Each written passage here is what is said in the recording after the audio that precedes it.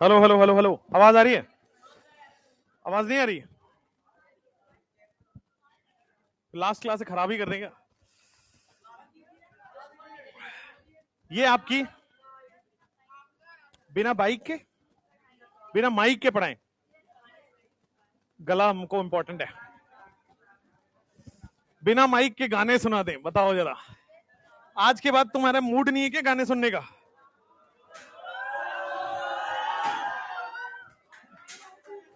अच्छा,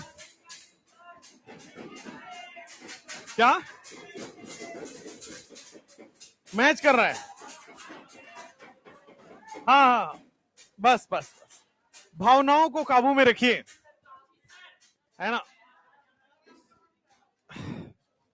एक्चुअली जो आज आपका टाइम टेबल है, वही टाइम टेबल कल फॉलो होगा, क्योंकि मेरी एक एक्स्ट्रा क्लास कल लगेगी।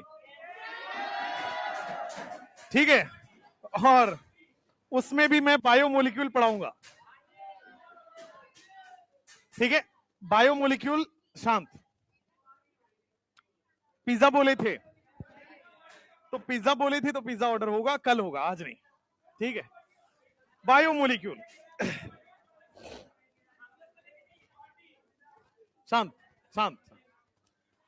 हाँ भाई, देखिए ऐसा है, बायोमोलिक्यूल चैप्टर में मैं आपको, ये एक पीपीटी है जो पूरे कोटा में यही चलता है ना। इसमें सारा एनसीईआरटी लिखा हुआ है।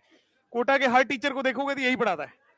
ठीक है, तो किसी को भी देखोगे तो चाहे ऑफलाइन चाहे ऑनलाइन कोई भी हो, कोई भी बैच हो, यही चलता है।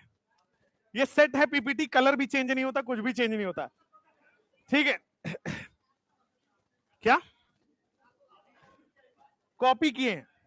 कॉपी नहीं, ये बंसल के समय से चले आ रहा है।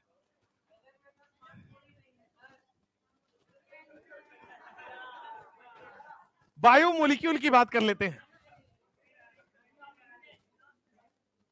बायोमोलिक्यूल देखिए एक चैप्टर है जिसमें जिसमें आपको ये सारी चीजें पढ़नी है। ठीक है, मैं आपको आज बोलूंगा, आज आपको सुनना सुनना है और समझना है, लिखना नहीं है। क्योंकि लिखेंगे तो ऐसे 7-8 लेक्चर और ले लेंगे आप। लिखना नहीं है, सुनना है। हालांकि जिनको सुन सुन के और लिख लिख के समझ आता है, उनके लिए भी एक व्यवस्था कर दिया है। फ्राइडे से यूट्यूब चैनल पे इसको 4-5 लेक्चर के अंदर करा रहे हैं, तो अगर मान लो यहां से छूट जाता है तो वहां से भी आप कर सकते हैं। राइट, व्यवस्था दिया है बस, ताकि आप चाहें तो कर लें। हाँ, बोर्ड पे आइए। बायोमोलिक्यूल में आपके पास 70% जो पोर्शन है वो कार्बोहाइड्रेट का है, 10% जो पोर्शन है वो अमाइनो एसिड एंड प्रोटीन का है, एंजाइम और विटामिन वेरी लेस इंपॉर्टेंट है, और न्यूक्लिक एसिड और हार्मोन रिमेनिंग 10% है। ठीक है, तो कुल मिला के आपको मैं बताऊं कि अगर बायोमोलिक्यूल आपको पढ़ना है तो कार्बोहाइड्रेट पढ़ना चाहिए। बाकी से question rarest of the rare आते हैं। ठीक है, रेयरेस्ट ऑफ द रेयर आते हैं। अगर आप पीवाईक्यूज की बात करोगे तो 90% टाइम यहीं से क्वेश्चन आया है, बाकी 10% टाइम यहां से क्वेश्चन आया है। पीवाईक्यूज में 90% जो पीवाईक्यूज हैं वो आपको केवल एक टॉपिक से मिलेंगे, दैट इज कार्बोहाइड्रेट, और इस चैप्टर का बड़ा पोर्शन भी है, 70% पार्ट कवर करता है। आइए कार्बोहाइड्रेट के बारे में समझते हैं, कार्बोहाइड्रेट होता क्या है। कार्बोहाइड्रेट में एक साइंटिस्ट हुआ करते थे, मान लीजिए वो बिहार यूपी के ही साइंटिस्ट रहे होंगे, क्योंकि बहुत आलसी साइंटिस्ट थे। उन्होंने क्या बोला कि कोई भी कंपाउंड जो इस फॉर्मूले में आ जाए, कोई भी कंपाउंड जो CxH2O होल Y में कंबाइन हो पाए, जैसे एग्जाम्पल के तौर पे ये देखो C6H12O6, क्या इसको मैं इस फॉर्मूले में लिख सकता हूं? बिल्कुल लिख सकता हूं। ये देखोगे तो आपके सामने ये बन गया। सिमिलरली अगर आपके सामने C12H22O11 लिखा हो, तो क्या मैं इसको C12H2O होल 11 लिख देता हूं? तो पुराने साइंटिस्ट थे, बहुत पुराने जमाने की बात है, उन्होंने बोला कि दुनिया में कोई भी कंपाउंड जो इस फॉर्मूले में बनाया जा सकता है उसको हम लोग कार्बोहाइड्रेट बोलेंगे। लेकिन ये बहुत बुरी तरह फेल हुए। बुरी तरह फेल ये हुए कि एक एसिटिक एसिड फॉर CH3COOH ले लो। एसिटिक एसिड देखो, क्या ये भी मेरे भाई आपके पास बन जाएगा? क्या ये भी इस फॉर्मूले में बन जा रहा है? लेकिन एसिटिक एसिड आपका कार्बोहाइड्रेट नहीं है। उसी तरह एक कंपाउंड है रैमनोज। रैमनोज इस फॉर्मूले में नहीं बनता है, लेकिन कार्बोहाइड्रेट है। फिर से सुनिए, पुराने जमाने की बात है, जब बायोमोलिक्यूल नाम का कोई चीज अभी बन ही रहा था, साइंटिस्ट ने बोला कि दुनिया में कोई भी कंपाउंड जो इस फॉर्मूले में बनाया जा सके उसको हम लोग कार्बोहाइड्रेट बोलेंगे। बट ये वाला फॉर्मूला बहुत दिन तक चला नहीं, तुरंत ही फेल हो गया, क्योंकि एसिटिक एसिड भी ये फॉर्मूला में बन जाएगा, बट एसिटिक एसिड बायोमोलिक्यूल थोड़ी है। सिमिलरली रैमनोज जब डिस्कवर हुआ तो रैमनोज में पता चला कि वो इस फॉर्मूला में नहीं बनेगा। रैमनोज में ऑड ऑक्सीजन होता है। देखो यहां पे शांत। रैमनोज का फॉर्मूला देख लो आपके पास क्या है। दिस इज रैमनोज का फॉर्मूला C6H12O5। तो वो फॉर्मूले में हमेशा इवन ऑक्सीजन होना चाहिए। ऐसा कंपाउंड जहां पे ऑड ऑक्सीजन आ जाए तो क्या H2O होल कभी कर पाओगे? H2O whole twice, whole thrice, whole four कर पाओगे? नहीं कर पाओगे। तो इसलिए ग्लूकोज जो था ये फॉर्मूले को सेटिस्फाई कर रहा था और कार्बोहाइड्रेट भी था। एसिटिक एसिड फॉर्मूले को सेटिस्फाई कर रहा है, बट वो कार्बोहाइड्रेट में नहीं आता है। रैमनोज इस फॉर्मूले में नहीं बनेगा, बट कार्बोहाइड्रेट है। तो देखो कितने बुरी तरह से ये फॉर्मूला फेल हो गया। ठीक है, किसी साइंटिस्ट का दिया हुआ था कि ये वाले को कार्बोहाइड्रेट बोलेंगे, बट ये फेल हो गया। इसके बाद एक्चुअल डिस्कवरी हुई। एक्चुअल डिस्कवरी में बोला गया कार्बोहाइड्रेट वो हैं जो पॉलीहाइड्रोक्सी एल्डिहाइड या पॉलीहाइड्रोक्सी कीटोन हो। मतलब समझो, पॉलीहाइड्रोक्सी एल्डिहाइड का मतलब है, मान लो ये एल्डिहाइड ग्रुप है CHO। अब इसके सामने मैंने बहुत सारे OH भी लगा दिए, OH OH OH OH H H H H, और यहां पे ले लो CH2OH। मान लो ये कंपाउंड मैंने एक बनाया, ऐसे ही हाइपोथेटिकल एक कंपाउंड बनाया। इस कंपाउंड में आपको क्या दिख रहा है? क्या एल्डिहाइड दिख रहा है और क्या पॉली एल्कोहल दिख रहा है? एक से ज्यादा एल्कोहल, क्या इसी को एक से ज्यादा हाइड्रोक्सी बोलेंगे? तो क्या यहां से पता चल रहा है कि दिस इज पॉलीहाइड्रोक्सी, और पॉलीहाइड्रोक्सी के साथ साथ क्या वो एल्डिहाइड है? तो जितने भी पॉलीहाइड्रोक्सी एल्डिहाइड होंगे उसको क्या बोला जाएगा? कार्बोहाइड्रेट। जितने भी पॉलीहाइड्रोक्सी एल्डिहाइड होगा उसको कार्बोहाइड्रेट बोलेंगे। सिमिलरली एक और हाइपोथेटिकल कंपाउंड बनाता हूं, आप देखोगे C double bond O, OH, मान लो यहां पे OH, मान लो यहां पे OH, मान लो यहां पे OH, कुछ भी बना दो, आपकी मर्जी है। तो मैंने, आप देखोगे क्या यहां बहुत सारे OH आ गए? क्या बहुत सारे एल्कोहल आ गया? बहुत सारा एल्कोहल को क्या पॉलीहाइड्रोक्सी बोलेंगे? और पॉलीहाइड्रोक्सी क्या कीटोन आ रहा है? इस बार क्या इस कंपाउंड को मैं पॉलीहाइड्रोक्सी कीटोन बोलूंगा? तो पॉलीहाइड्रोक्सी एल्डिहाइड हो या पॉलीहाइड्रोक्सी कीटोन हो, क्या बोला जाएगा? कार्बोहाइड्रेट। और यही एक्चुअल डेफिनेशन बनके साबित हुआ। ठीक है, ये वाला फॉर्मूला आपका डिस्कार्ड हो गया क्योंकि ये फेल हो रहा था। तो कार्बोहाइड्रेट कौन है? ध्यान से देखिए, वैसा कंपाउंड जो ऑप्टिकली एक्टिव हो, यानी कि कायरल सेंटर हो। तो आप देखोगे ये कायरल सेंटर है, ये कायरल सेंटर है, ये कायरल सेंटर है, ये कायरल सेंटर है। आप देखोगे ये chiral centre, chiral centre, chiral centre, chiral centre. अच्छा, तो यहां पे आप किसी भी साइड से H हटा के OH लगा दीजिए। तो यहां पे मैंने H लगा दिया, ठीक है। अच्छा, नीचे भी सेम हो गया है। ओ देखिए भाई, अब देखिए, तो पॉलीहाइड्रोक्सी एल्डिहाइड हो या पॉलीहाइड्रोक्सी कीटोन हो, क्या उसको कार्बोहाइड्रेट बोला जाएगा? तो ध्यान रखिएगा, ऑप्टिकली एक्टिव होना चाहिए। ऑप्टिकली एक्टिव नहीं होगा तो वो कार्बोहाइड्रेट में काउंट नहीं होगा। तो डेफिनेशन सुनिए, कार्बोहाइड्रेट का डेफिनेशन यहां से बनता है कि दे आर ऑप्टिकली एक्टिव। क्या होने चाहिए? पॉलीहाइड्रोक्सी एल्डिहाइड या कीटोन। तो कार्बोहाइड्रेट वो हैं जो ऑप्टिकली एक्टिव हैं और पॉलीहाइड्रोक्सी एल्डिहाइड या कीटोन है। या फिर ऐसा कंपाउंड जो हाइड्रोलिसिस के बाद पॉलीहाइड्रोक्सी एल्डिहाइड कीटोन बना दे। एक कार्बोहाइड्रेट किसको बोला गया? या तो खुद ही पॉलीहाइड्रोक्सी एल्डिहाइड कीटोन हो, या ऐसा कंपाउंड जो हाइड्रोलिसिस के बाद ये प्रोड्यूस कर दे, उनको क्या बोला गया? कार्बोहाइड्रेट। तो देखो, या तो वो optically active polyhydroxy aldehyde ketone हो, या वो प्रोड्यूस कर दें सच कंपाउंड, कैसे? हाइड्रोलिसिस के बाद। ठीक हो गया? तो दिस इज कार्बोहाइड्रेट का डेफिनेशन, 2014 में यही पूछा था। कार्बोहाइड्रेट के डेफिनेशन पूछा था, पॉलीहाइड्रोक्सी एल्डिहाइड, पॉलीहाइड्रोक्सी कीटोन होना चाहिए, या ऐसे कंपाउंड जो पानी से रिएक्शन करने के बाद, हाइड्रोलिसिस करने के बाद पॉलीहाइड्रोक्सी एल्डिहाइड या कीटोन बना दे। हो गया क्लियर? ऑप्टिकली एक्टिव होना चाहिए। अब देखोगे बायोलॉजी सब्जेक्ट में इस कार्बोहाइड्रेट को कार्बोहाइड्रेट बोला जाता है। हमारे केमिस्ट्री में इस कार्बोहाइड्रेट को सैकराइड बोलते हैं, सैकराइड। ठीक है? तो carbohydrates are also known as saccharides. हमारे पास केमिस्ट्री में सैकराइड वर्ड चलेगा, कार्बोहाइड्रेट कहां चलेगा? बायोलॉजी में। ठीक है? ऐसा सैकराइड या ऐसा कार्बोहाइड्रेट जिसका टेस्ट मीठा है उसको शुगर बोलते हैं, और बाकी को शुगर नहीं बोलते हैं। तो शुगर बोलते हैं जिसका टेस्ट मीठा है। तो जो आप चीनी खा रहे हो वो सैकराइड खा रहे हो, वो आपके सामने कार्बोहाइड्रेट है। ठीक है? तो आपके पास डेफिनेशन वर्ड क्लियर हुआ। जो पॉलीहाइड्रोक्सी एल्डिहाइड हो या कीटोन हो, या ऐसे कंपाउंड जो ऐसे कंपाउंड बना दे हाइड्रोलिसिस के बाद। अब देखोगे 3 इसका पार्ट्स है। मैंने क्या बोला? कार्बोहाइड्रेट का दूसरा नाम क्या है? सैकराइड।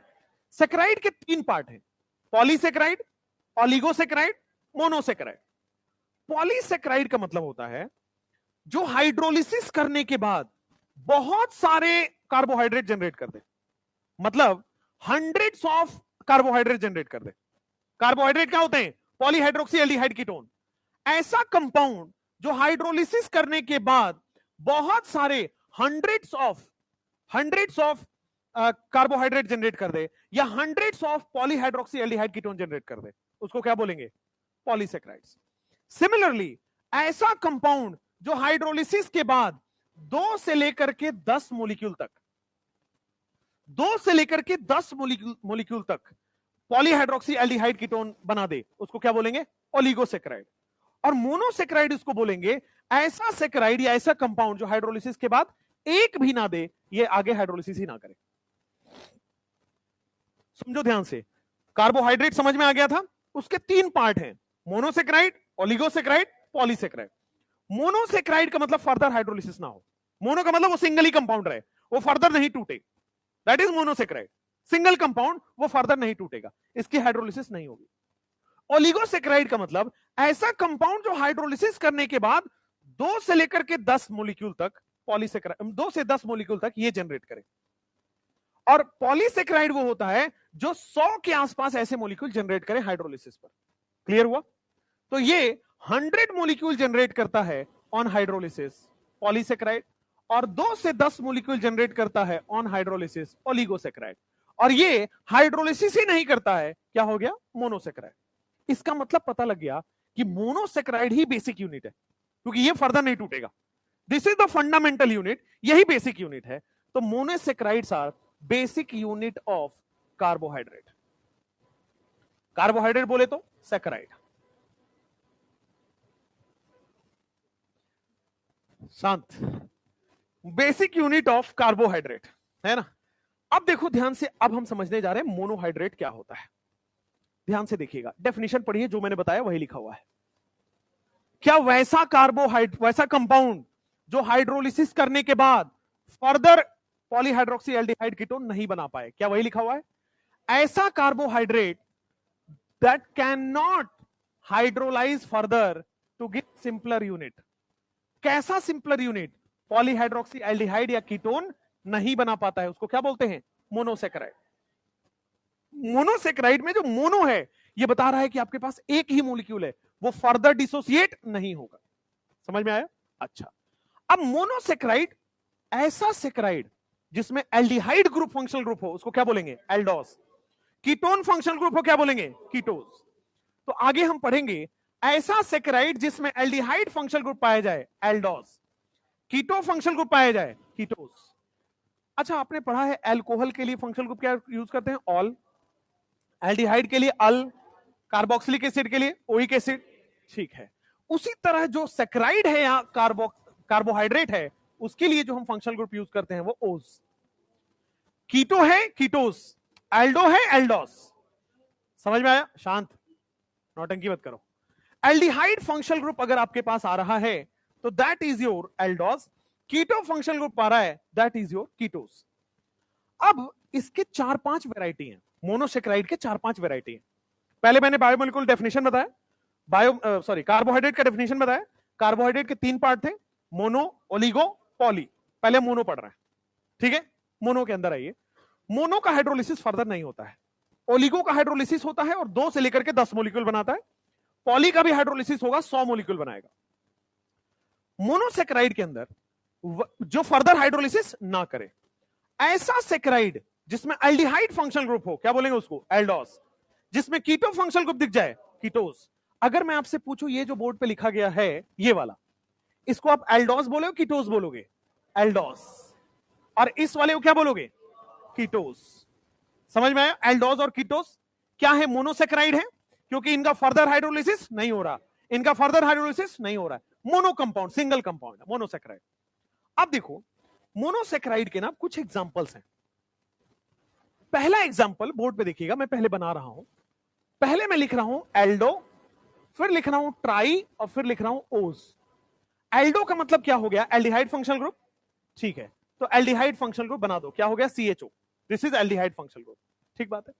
ट्राई का मतलब हो गया बेटे 3 कार्बन, ट्राई का मतलब 3 कार्बन, तो क्या बनाओगे, 3 कार्बन, तो क्या टोटल 3 कार्बन दिख रहा है। और फिर ओज का मतलब क्या हो गया, कार्बोहाइड्रेट, ओज का मतलब कार्बोहाइड्रेट, यानी कि पॉलीहाइड्रोक्सी एल्डिहाइड कीटोन। तो पॉलीहाइड तो दिख रहा है, अब क्या बनाना है, पॉलीहाइड्रोक्सी। तो यहां भी OH डाल दो और यहां भी OH डाल दो। क्या रिमेनिंग को क्या दे दोगे, H, रिमेनिंग क्या दे दोगे, H। क्या बन गया आपके सामने, क्या बन गया आपके सामने।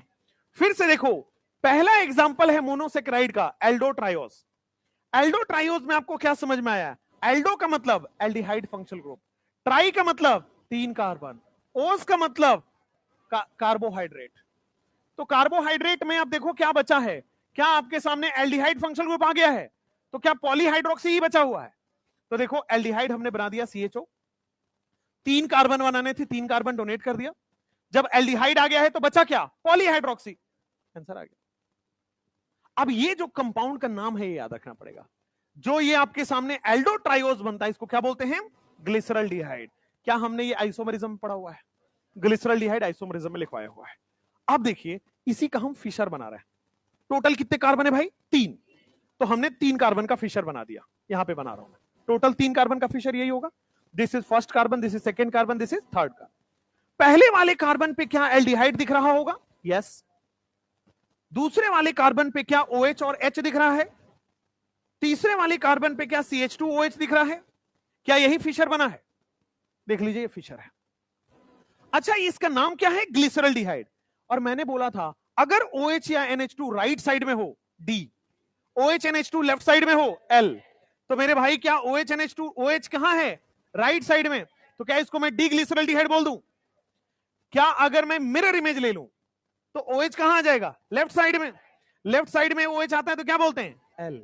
तो डी ग्लिसरल्डिहाइड, L ग्लिसरल्डिहाइड। पहला एग्जांपल आपने मोनोसेक्राइड का पढ़ा, मोनोसेक्राइड का पहला एग्जांपल एल्डोट्राइओस का क्या पढ़ा, ग्लिसरल्डिहाइड। जिसका डी ग्लिसरल्डिहाइड होता है, L ग्लिसरल्डिहाइड होता है, दोनों एक दूसरे के मिरर इमेज होते हैं। और अगर मिरर इमेज है और कायरल कार्बन है तो क्या एंशोमर बोला जाएगा। क्या ये एक दूसरे के मिरर इमेज है, क्या ये कायरल कार्बन भी है, तो क्या इसको एंशोमर बोला जाएगा। मोनोसेक्राइड समझ में आया, जो फर्दर हाइड्रोलिसिस ना हो, ठीक बात है।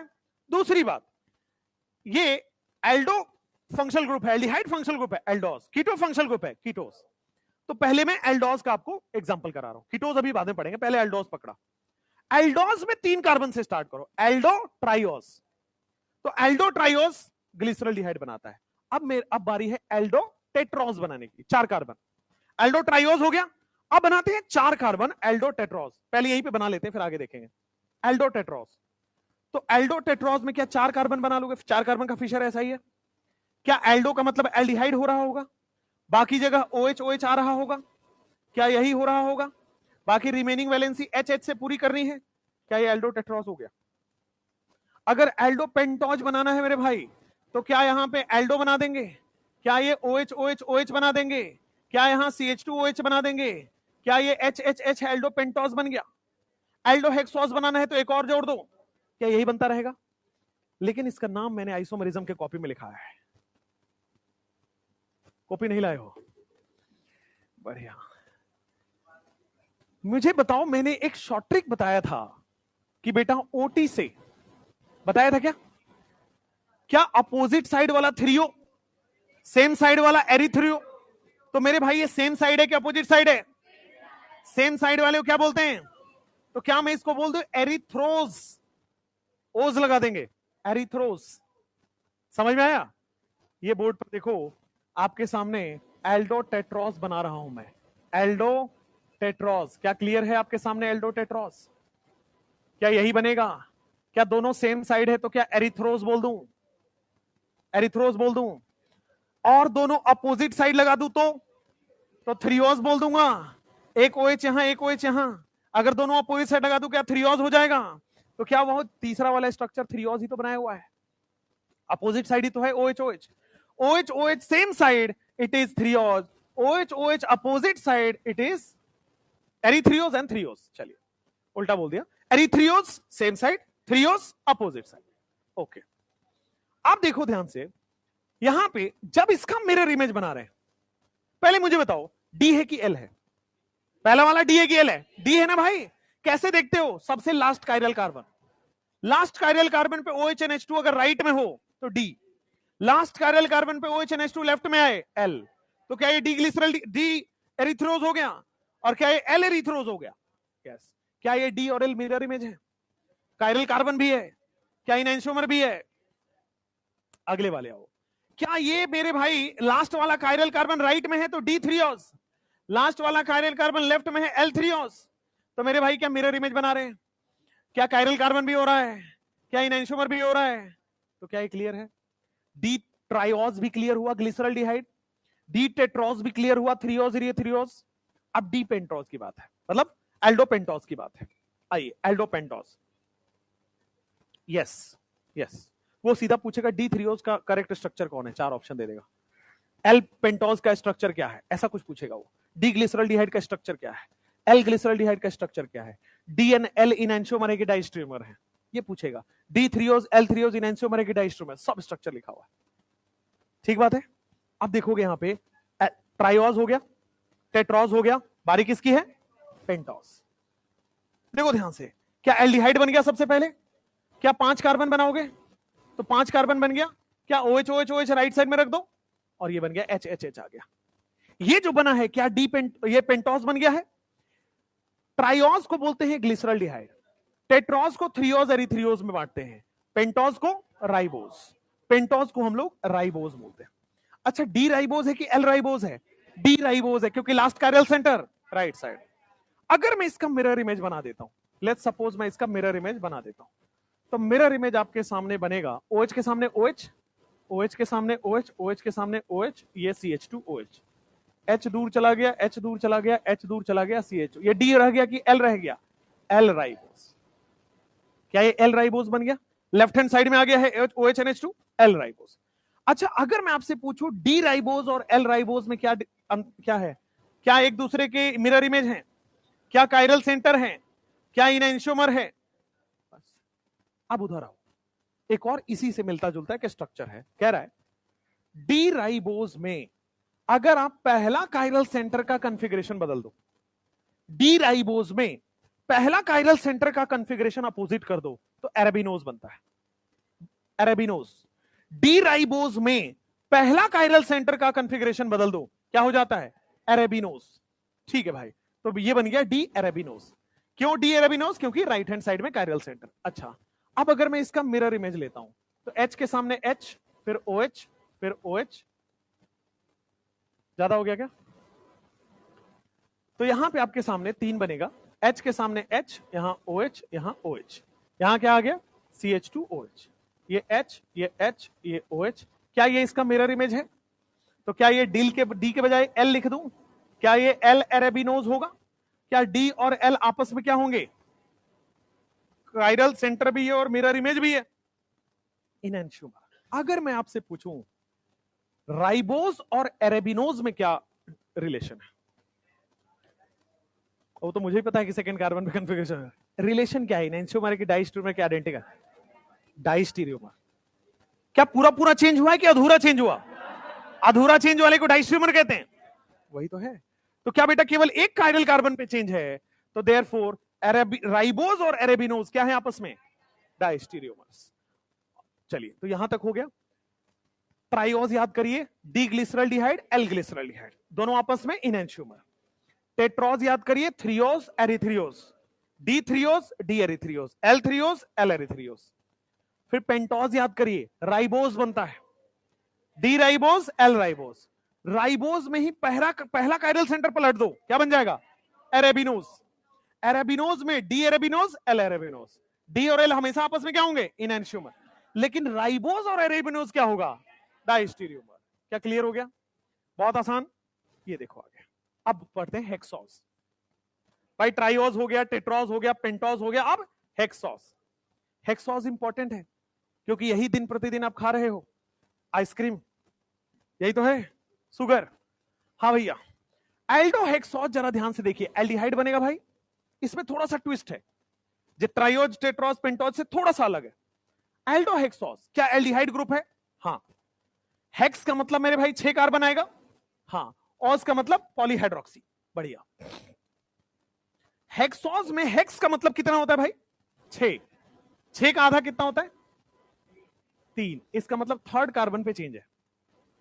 शॉर्ट ट्रिक से याद करना है, हेक्सोज जब भी पूछा जाए, हेक्स का मतलब कितना होता है? 6। 6 का आधा कितना हो गया? 3। थर्ड कार्बन पे बस चेंज है।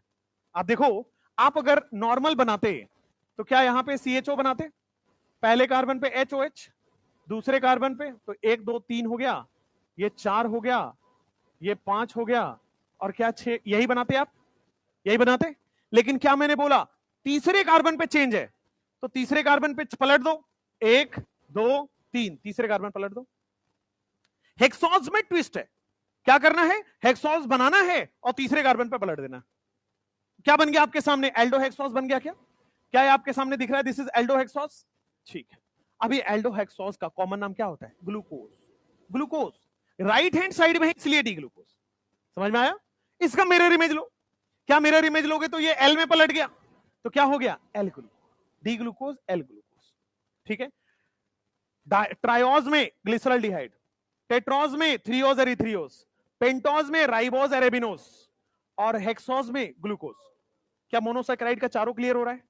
इतने ही है मोनोसैकेराइड्स। चलिए, तो अब आपके सामने डी ग्लूकोज और एल ग्लूकोज, ठीक है भाई। अब ग्लूकोज ये जो होता है L glucose, this is poisonous. L glucose क्या होता है? पॉइजनस नेचर का होता है, और डी ग्लूकोज होता है एनर्जी प्रोवाइडर। जो आप ग्लूकोन डी मार्केट में पी रहे हो, यही ग्लूकोन डी है वो। अगर वो गलती से कंपनी एल बना के दे दे तो एनर्जी ऐसा आएगा कि सीधा ऊपर मिलोगे। समझ रहे हो ना? ग्लूकोन एल में मतलब अगर मान लो एल ग्लूकोज आपको मिला के दे दिया जाए तो काफी ज्यादा एनर्जी मिलेगी सीधा ऊपर। लेकिन अगर आपको डी ग्लूकोज पी रहे हो तब तक धरती पर रहने की एनर्जी मिलती है। मिरर इमेज ले लो, एल ग्लूकोज बन गया। केमिकली कैसे कन्वर्ट करोगे? तो आइसोमराइजेशन आपने पढ़ा है, वही प्रोसेस होता है। नेक्स्ट, हाँ क्या मिरर कौन सा रखें? चलिए बोर्ड पे आइए, प्लेन मिरर बेटा, इधर आइए। अगर मिरर इमेज कौन सा बना रहे? प्लेन मिरर ही तो बना रहे हैं, वही तो एक साइड से शेडिंग होती है। चलिए इधर आइए, खैर बकवास मत करो, शांत। एल्डोज ट्रायोज में कोई दिक्कत नहीं था, टेट्रोज में कोई दिक्कत नहीं था, पेंटोज में कोई दिक्कत नहीं था, हेक्सोज में बस तीसरे कार्बन पे चेंज आएगा, और इसका कॉमन नाम क्या है? ग्लूकोज। ग्लूकोज की खास बात है, जब पोलारीमीटर एक्सपेरिमेंट कराते हो तो ग्लूकोज के मॉलिक्यूल क्लॉकवाइज घूमते हैं। ग्लूकोज के मॉलिक्यूल पीपीएल को क्लॉकवाइज घुमाता है, और क्लॉकवाइज वाले को क्या डेक्स्ट्रो रोटेटरी बोलते थे। तो ये जो ग्लूकोज होते हैं वो क्या होते हैं? Dextrorotatory. एक और मार्केट में नया कंपाउंड है, आप लोग शायद नया कंपनी आया है, आपने सुना होगा, उसका नाम है डेक्स्ट्रॉन डी। नहीं सुना है? ग्लूकोन डी का ही एक कंपटीटर आया है, डेक्स्ट्रॉन डी। ग्लूकोन का दूसरा नाम क्या है? डेक्स्ट्रॉन। क्यों डेक्स्ट्रॉन है? Dextrose basically. क्यों डेक्स्ट्रॉज है? Dextrorotatory. तो ग्लूकोन इसने एक कंपनी ने इस पे नाम रख लिया, दूसरे कंपनी ने बोला मैं दूसरा वाला नाम रख लेता हूं। तो आप मार्केट में जाओगे तो दुकानों में मिलेगा डेक्स्ट्रॉन दी। गांव में जनरली डेक्स्ट्रॉन ही बिकता है, गांव में ग्लूकोन नहीं बिकता है, महंगा है ना, डेक्स्ट्रॉन वाला भी नया कंपनी है, सस्ता बिक रहा है इसीलिए। तो मैं ये कहना चाह रहा हूं कि ग्लूकोज और डेक्स्ट्रोज एक ही नाम है, एक ही कंपाउंड का नाम है, ठीक है। Glucose is commonly used name, IUPAC name, ये कॉमन नेम है डेक्स्ट्रोज। डेक्स्ट्रोज क्यों रखा गया? क्योंकि ग्लूकोज के कंपाउंड पीपीएल को डेक्स्ट्रो रोटेटरी शो करते हैं बिहेवियर, वो क्लॉकवाइज रोटेट करते हैं, प्लस रोटेट करते हैं, थीटा को प्लस एंगल में रोटेट करेंगे, ठीक हो गया। ग्लूकोज इज डेक्स्ट्रोज, दोनों सेम कंपाउंड है, तो ग्लूकोन डी के बजाय डेक्स्ट्रॉन डी भी मार्केट में मिलता है, दोनों एक ही बात है भाई, दोनों में ग्लूकोज ही तो मिल रहा है। चलो नेक्स्ट, कौन सा पीना चाहिए, नहीं पीना चाहिए, नेक्स्ट। अब आइए, एपीमर क्या होता है? क्या आपको मोनोसेक्राइड के सारे क्लियर हो गए? मोनोसेक्राइड में ट्राइओस, टेट्रोस, पेंटोस, हेक्सोस क्लियर हो गए, ग्लूकोज तक क्लियर हो गया, राइबोज, एरेबिजोज क्लियर हो गया, राइबोज और एरेबिनोज क्लियर हो गया, ठीक है, थ्रियोज, एरिथ्रियोज क्लियर, ग्लिसरल्डिहाइड क्लियर। अब आओ एपीमर क्या होता है? एपीमर बहुत बहुत आसान होता है एपीमर, अगले 1 मिनट के बाद एपीमर आपको क्लियर हो जाएगा। डी ग्लूकोज को पकड़ो, डी ग्लूकोज अभी पढ़ लिए हैं, तीसरे कार्बन पे चेंज था, डी ग्लूकोज को पकड़ो, किसी भी एक कायरल कार्बन पे कॉन्फ़िगरेशन बदल दो। सुनो ध्यान से, ये डी ग्लूकोज में बीच में, इस पे फोकस करो, बीच वाले पे, ये डी ग्लूकोज आपको दिख रहा है क्या? दिस इज डी ग्लूकोज, क्या क्लियर दिख रहा है? डी ग्लूकोज, तीसरे कार्बन पे चेंज भी नजर आ रहा होगा, बढ़िया। कलर बदल गया इसका मतलब ये मत समझना, इधर उधर मत देखो अभी, अब बोर्ड पे देखो, केवल डी ग्लूकोज पे फोकस रखो। मैंने क्या बोला? डी ग्लूकोज पकड़ो, किसी भी एक कायरल कार्बन पे, क्या इसके पास 4 कायरल कार्बन है? 1 2 3 4, यही चारों कायरल कार्बन है, किसी भी एक कायरल कार्बन पे कॉन्फ़िगरेशन बदल दो, मतलब एचओएच को लेफ्ट से राइट कर दो। तो देखो, अगर आप सेकंड वाले कायरल कार्बन को पकड़ते हो, मतलब सेकंड कार्बन को पकड़ते हो और फिर कॉन्फ़िगरेशन बदल दोगे, तो क्या ऐसा बनेगा? तो इसको क्या बोलेंगे? C2 epimer. एपीमर क्या होता है? एक कायरल कार्बन पे कॉन्फ़िगरेशन पलट दो, तो क्या ये बना है ग्लूकोज? एक कायरल कार्बन पे कॉन्फ़िगरेशन बदल दो, तो देखो क्या ये बन गया, ठीक है। अगर मैं बोलूं चौथे कायरल कार्बन पे करो, तो 1 2 3 और 4, तो क्या इस वाले को पलट दोगे? तो इस वाले को पलट दो, एक बार में एक ही पलटना है। एपीमर की ये कंडीशन है कि एक बार में एक ही कायरल कार्बन का कॉन्फ़िगरेशन अपोजिट होगा, ऐसा नहीं कि C2 भी कर रहे हैं, C4 भी कर, एक साथ सारे बदल दिए, that is not epimer. Epimer कहता है कि ग्लूकोज में 4 कायरल कार्बन है, चारों में से किसी भी एक कायरल कार्बन का कॉन्फ़िगरेशन बदल दो, that is known as epimer. अब देखो, अगर तो C2 को भी बदला जा सकता है, बदल दिया, C4 को भी बदला जा सकता है, बदल दिया, C3 C5 भी बदला जा सकता है, हां बदला जा सकता है, लेकिन C3 C5 एनसीईआरटी में नहीं है, तो क्यों एक्स्ट्रा पढ़ना है? एनसीईआरटी में केवल 2 स्ट्रक्चर दिया है, तो आपको 2 ही याद रखना है। C3 C5 पे भी पलटेगा, वो भी एपीमर कहलाएगा, बट एनसीईआरटी में केवल C2 C4 दिया हुआ है। अब देखो, अगर C2 का कॉन्फ़िगरेशन पलटा तो एक नया स्ट्रक्चर बन गया, क्या? इसका नाम होता है मैनोज। ग्लूकोज से सेकंड कार्बन पलट दोगे तो क्या बन जाएगा? मैनोज। अगर ग्लूकोज का चौथा कार्बन पलट दोगे, गैलेक्टोज। क्या ये बायोमोलिक्यूल में आपने पढ़ा है थोड़ा थोड़ा? हाँ। तो एपीमर क्या होता है? C2 पे कार्बन चेंज करोगे, मैनोज, C4 पे कार्बन पलट दोगे, गैलेक्टोज। अच्छी बात है, क्या ये दोनों नोट क्लियर हो गया है? अच्छा, अभी तक जो हम पढ़ रहे थे ना, डी फ्रक्टोज, मतलब डी ग्लूकोज, एल ग्लूकोज, क्या वो इनएंशियोमर थे? जितने भी एपीमर हैं, क्या वो एक एक कार्बन पे चेंज हो रहा है? तो क्या एक कार्बन पे चेंज हो रहा है तो पूरा चेंज या अधूरा चेंज? तो क्या इनएंशियोमर की डायस्टीरियोमर? तो एपीमर क्या होंगे? All epimers are diastereomer. तो दुनिया में जितने भी एपीमर होंगे, क्या अधूरा चेंज होगा? एक एक कार्बन पे चेंज होगा, तो अधूरा चेंज वाले को क्या बोलते हैं? डायस्टीरियोमर। तो एपीमर आर डायस्टीरियोमर, डायस्टीरियोमर मतलब मिरर इमेज नहीं है, that differ in configuration at only one chiral centre, केवल एक कायरल सेंटर। कई लोग एग्जाम में 2013 में C2 भी दे दिया था चेंज करके, C4 भी दे दिया था, क्या वो एपीमर कहलाएगा? नहीं। एट अ टाइम केवल एक, एट अ टाइम केवल एक चेंज होगा, दोनों चेंज नहीं होगा। दोनों चेंज कर दोगे तो that will be a different compound, उसको एपीमर की कैटेगरी में नहीं रखेंगे। अच्छा, क्या केवल C2 C4 होता है? और भी हो सकता है, बट एनसीईआरटी में C2 C4, C3 C5 नहीं है तो नहीं पढ़ेंगे, ठीक बात है। चलिए, अब ये देखो जरा, क्या ये कौन सा आइपोमर है? वैसे तो ये क्वेश्चन था, क्वेश्चन दिख गया बट आपको, बट फिर भी आप बताइए, इसका आंसर बताइए। बहुत बढ़िया, वेरी गुड, +4। आइए बोर्ड पे देखो, क्या अभी हमने ये टेट्रोज में पढ़ा था? क्या ये डी थ्रियोज है और क्या ये डी एरिथ्रोज है और ये डी थ्रियोज है? एक एरिथोज है और एक थ्रियोज है। अब देखो, इन दोनों में केवल एक कार्बन पे चेंज है क्या? कौन से कार्बन पे चेंज है? क्या मेरे भाई दूसरे कार्बन पे चेंज हो रहा है? अगर दूसरे कार्बन पे चेंज है तो कौन सा एपीमर कहलाएगा? C2 epimer. ठीक हो गया? तो ये क्वेश्चन किसी नीट का है, किसी साल का है, PYQ है ये, सोचिए किसी साल का है, पता नहीं किस साल का है, बट किसी एक साल का आया हुआ है। ठीक है, किसी एक साल का है। तो कितना आसान क्वेश्चन आया हुआ है। एपीमर क्या होता है? किसी एक कायरल सेंटर पे कॉन्फ़िगरेशन का बदल जाना, दैट इज एपीमर। एपीमर इनएंशियोमर होता है कि डाइस्टेरियोमर? डाइस्टेरियोमर। मिरर इमेज होता है कि नहीं होता है? नहीं होता है। अब पढ़ने वाले हैं इंपॉर्टेंट चीज, ध्यान से देखिएगा, एनोमर। एनोमर भी पढ़ा है बायोमोलिक्यूल में, बढ़िया बात है। एनोमर क्या होता है, ध्यान से देखिए। क्या आपने हेमी एसिटल के बारे में सुना है? हेमी कीटल के बारे में सुना है? बढ़िया बात है। एक बहुत महान शिक्षक हुआ करते थे, विशाल तिवारी, उन्होंने ही बताया था आपको। बोर्ड पे देखिए, RC डबल बॉन्ड OR-। क्या मेरे भाई बोर्ड पे एल्डिहाइड लिखा हुआ है और नीचे वाला कीटोन लिखा हुआ है? अब बता दो जरा, एल्डिहाइड से एसिटल कैसे बनाओगे? एल्डिहाइड से एसिटल कैसे बनाओगे? क्या एल्डिहाइड में एल्कोहल जोड़ते थे?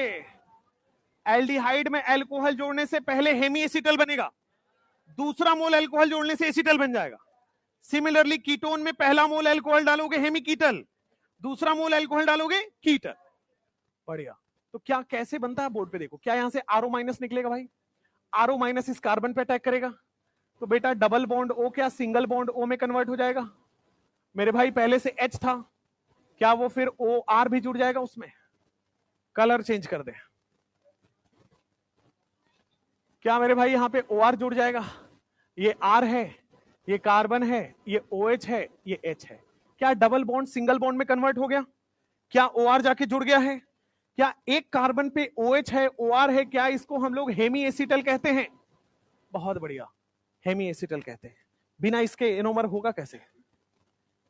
एनोमर बिना इसके होगा कैसे? एनोमर सर हेमी एसिटल नहीं पता है? इधर आइए, पहले दूसरा वाला देख लो। कीटोन में अगर आप RO- दो, कीटोन में अल्कोहल दोगे तो क्या मेरे भाई फिर से RO- निकलेगा? क्या फिर से डबल बॉन्ड सिंगल बॉन्ड में कन्वर्ट होगा? क्या यहां पे OR जाके जुड़ जाएगा? क्या इसका नाम हेमी कीटल है? क्या एक और OR जोड़ेंगे तो क्या कीटल बन जाएगा? एक और OR जोड़ देंगे तो एसिटल बन जाएगा? बट हमें आज वो नहीं पढ़ना है, हमें आज हेमी एसिटल पढ़ना है। अब जरा अपनी नजरों को बीच में कंसंट्रेट करिए, यहां डी ग्लूकोज में, इस वाले में कंसंट्रेट करिए। क्या आपको इसमें एल्डिहाइड नजर आया सबसे ऊपर? और क्या इसमें अल्कोहल भी नजर आया? हाँ, तो एल्डिहाइड भी नजर आया, अल्कोहल भी नजर आया, क्या हेमी एसिटल भी बनेगा? वो भी नजर आना चाहिए। बोर्ड पर देखो, एल्डिहाइड हो, अल्कोहल हो, क्या एसिटल बनता है, हेमी एसिटल? आओ भाई, क्या पहले वाले कार्बन पे एल्डिहाइड नजर आ गया है? पहले वाले कार्बन पे एल्डिहाइड नजर आ गया है? क्या मेरे भाई दूसरे पे भी OH है, तीसरे पे भी OH है, चौथे पे भी है, पांचवें पे भी है? ये ध्यान रखिएगा कि ग्लूकोज की रिएक्शन कायरल कार्बन से होगी, एक मतलब बिना कायरल कार्बन वाला रिएक्शन नहीं करेगा। ग्लूकोज की रिएक्शन हमेशा कायरल कार्बन से होगी, बायोमोलिक्यूल की रिएक्शन हमेशा कायरल कार्बन से होगी। आइए बेटा, क्या यहां पे OH है, क्या यहां पे एल्डिहाइड है, तो क्या ये इंट्रामोलिक्यूलर हेमी एसिटल बना सकते हैं? भाई ये वाला एल्कोहल इसको अटैक कर सकता है, तो क्या डबल बॉन्ड किस में कन्वर्ट होगा? सिंगल बॉन्ड में। तो मेरे भाई ये वाला पहला कार्बन है, ये दूसरा है, ये तीसरा है, ये चौथा है, ये पांचवा है। क्या पहला वाला कार्बन पे फोकस करिए, डबल बॉन्ड था, किस में कन्वर्ट हो गया? सिंगल बॉन्ड OH में। ठीक हो गया, सिंगल बॉन्ड OH में कन्वर्ट हो गया। तो सिंगल बॉन्ड OH में कन्वर्ट, और क्या जुड़ गया? OR। क्या OR जुड़ गया? अब OR समझाता हूं। यहां पे देखोगे डबल बॉन्ड जुड़ गया, सिंगल बॉन्ड हो गया। अब OR समझो, क्या ये वाला ऑक्सीजन पांचवें कार्बन वाला, क्या ये OR ही तो दे रहा है मेरे भाई? क्या ये OR ही तो जोड़ रहा है? This is O and this is R। Carbon क्या है? R। तो मेरे भाई पहले वाले कार्बन पे क्या आपके सामने हेमी एसिटल बन चुका है? फिर से देखिए बोर्ड पे वापस, ग्लूकोज आपको बीचों बीच नजर आ रहा है, ठीक है। ग्लूकोज में पहला कार्बन पे एल्डिहाइड नजर आ रहा है, बढ़िया। अब पांचवें कार्बन पे अल्कोहल नजर आ रहा है, तो क्या अल्कोहल और एल्डिहाइड हेमी एसिटल बनाता है? तो हेमी एसिटल कैसे बनता है? Double bond O single bond OH बन जाएगा, और क्या ये वाला ऑक्सीजन जाके जुड़ जाता है? Double bond O single bond OH बन जाएगा, और क्या ये वाला ऑक्सीजन जाके जुड़ जाएगा? वही तो हुआ है, double bond O single bond OH बन जाएगा, और ये वाला ऑक्सीजन जाके जुड़ गया है। क्या बन गया आपके पास? Hemy acetal. और जो हेमी एसिटल बना यही तो एनोमर है। अब आपका सवाल होगा, सर चौथे कायरल कार्बन पे भी तो OH है, वो क्यों नहीं बना रहा? तीसरे पे भी तो OH है, दूसरे पे भी तो OH है। बेटा रिंग छोटा हो जाएगा, रिंग छोटा हो जाएगा। अगर आपने ये वाला रिंग बनाया, 1 2 3 4 5 6 मेंबर की रिंग बनी है, अगर आप इधर से बनाओगे तो क्या 5 मेंबर बन जाएगा? Unstable. 4 member unstable, 3 member unstable. बोलो समझ में आया नहीं आया? क्यों 5 मेंबर और 6 मेंबर ही केवल बनता है क्या? तो अगर 5 मेंबर भी बन सकता है, 6 मेंबर भी बन सकता है, कौन बनेगा? 6 मेंबर। यहां पे 5 मेंबर भी बन सकता है यहां से अटैक करके, 6 मेंबर भी बन सकता है यहां से अटैक करके, कौन स्टेबल है? 6 मेंबर। इसीलिए C5 ने अटैक किया। तो व्हाट इज एनोमर? ध्यान से देखिए, ग्लूकोज का एनोमर C5OH, C5 का OH ने एल्डिहाइड पे अटैक किया और हेमी एसिटल लिंकेज बनाया। C5 का OH ने एल्डिहाइड पे अटैक किया और ऑक्सी लिंकेज बनाया। क्या बन गया? This is known as hemiacetal, और हेमी एसिटल ही क्या है? एनोमर। एनोमर समझ आया? C5 कार्बन का अल्कोहल अपने एल्डिहाइड पे अटैक करेगा, डबल बॉन्ड O को सिंगल बॉन्ड OH में कन्वर्ट करेगा, हेमी एसिटल बनाएगा, ऑक्सी लिंकेज ले आएगा, एनोमर कहलाएगा। बोलो समझ में आएगा? क्या राइमिंग बना दिया मैंने। अब बोर्ड पे देखो, डबल बॉन्ड O है, हाइब्रिडाइजेशन आप बताओ। sp2 डबल बॉन्ड है तो sp2, यानी कि sp2 है तो प्लेनर होगा, प्लेनर है तो आगे से भी अटैक और पीछे से भी अटैक, यानी कि मेरे भाई एक बार OH राइट में भी आएगा, एक बार OH लेफ्ट में भी आ सकता है। तो ये भी एनोमर सही है और वो भी एनोमर सही है। अगर राइट में OH आ रहा है इसको बोलते हैं अल्फा डी ग्लूकोज, और अगर लेफ्ट में OH आ रहा है इसको बोलते हैं बीटा डी ग्लूकोज। तो alpha D glucose, beta D glucose clear हुआ? What is alpha D glucose, what is alpha beta D glucose? Glucose आपको क्लियर है, ग्लूकोज से अब अल्फा बीटा बना रहे हैं तो एनोमर बना दो। एनोमर क्या होता है? C5OH ने अपने एल्डिहाइड पे अटैक किया, उस डबल बॉन्ड को सिंगल बॉन्ड OH में कन्वर्ट किया, ऑक्सी लिंकेज बनाया, हेमी एसिटल बनाया, एनोमर कहते हैं इसको। क्लियर है? एनोमर क्लियर है? चलिए, राइट साइड में अगर OH है क्या बोलेंगे? अल्फा, लेफ्ट साइड में OH है बीटा। ये तीनों इक्विलिब्रियम में होते हैं। ग्लूकोज का एनोमर हमेशा इक्विलिब्रियम होगा। अभी आगे फ्रुक्टोज पढ़ेंगे, उसका भी एनोमर हमेशा इक्विलिब्रियम होगा। तो anomers are always in equilibrium. Anomers ने हमेशा इक्विलिब्रियम में रहना पसंद किया। लेकिन अब देखो, अल्फा वाले का मेल्टिंग पॉइंट कितना है? 419। बीटा वाले का मेल्टिंग पॉइंट कितना है? 423। ज्यादा मेल्टिंग पॉइंट किसका है? बीटा। ज्यादा मेल्टिंग पॉइंट किसका है? बीटा। अगर ज्यादा मेल्टिंग पॉइंट बीटा का है तो स्टेबल कौन होगा? बीटा। भाई बीटा नहीं टूट रहा ना जल्दी, ये जल्दी टूट जा रहा है, वो थोड़ा लेट से टूट रहा है, इसका मतलब वो ज्यादा स्टेबल होगा। तो अगर कोई पूछ ले अल्फा वाला स्टेबल है कि बीटा वाला? बीटा वाला। Beta is slightly more stable than alpha. ठीक हो गया? Beta is slightly more stable than alpha. एक और फैक्टर सुनो, मेल्टिंग पॉइंट बता रहा हूं क्यों। दूसरा फैक्टर, पहला फैक्टर तो आपको मेल्टिंग पॉइंट से आ गया कि जो नहीं टूट रहा होगा वो आपके पास ज्यादा स्टेबल है। अच्छा, दूसरा फैक्टर, जब इक्विलिब्रियम में मेजर माइनर निकाला गया, मेजर माइनर निकाला गया तो बेटा ये 36% पाया, ये वाला देखो 64% बन रहा है, और ये वाला देखो खत्म ही हो गया, खत्म ही हो गया ऑलमोस्ट। इक्विलिब्रियम में होगा, एनोमर बनेगा, और ज्यादा कौन बन रहा था? Beta D glucose. इसीलिए दोबारा क्या कह दिया? Beta D glucose is slightly more stable than alpha D glucose. क्यों? परसेंटेज ज्यादा बन रहा है उसका। कौन ज्यादा बनता है? जो स्टेबल होता है। तो beta D glucose is slightly more stable than alpha D glucose because of 2 reason. एक तो मेल्टिंग पॉइंट से देख सकते हो, दूसरा परसेंटेज मेजर माइनर देख सकते हो। क्या क्लियर हुआ? तो एपीमर क्लियर हुआ, फिर एनोमर क्लियर हुआ। एनोमर क्या है? हेमी एसिटल ही तो है। C5 का अल्कोहल अपने एल्डिहाइड पे अटैक करेगा और ऑक्सी लिंकेज बनाएगा, उस डबल बॉन्ड को सिंगल बॉन्ड में कन्वर्ट कर देगा। यही तो है एपीमर। एक बार OH लेफ्ट में, एक बार OH राइट में। OH राइट वाले को अल्फा, लेफ्ट वाले को बीटा। बढ़िया। हाँ,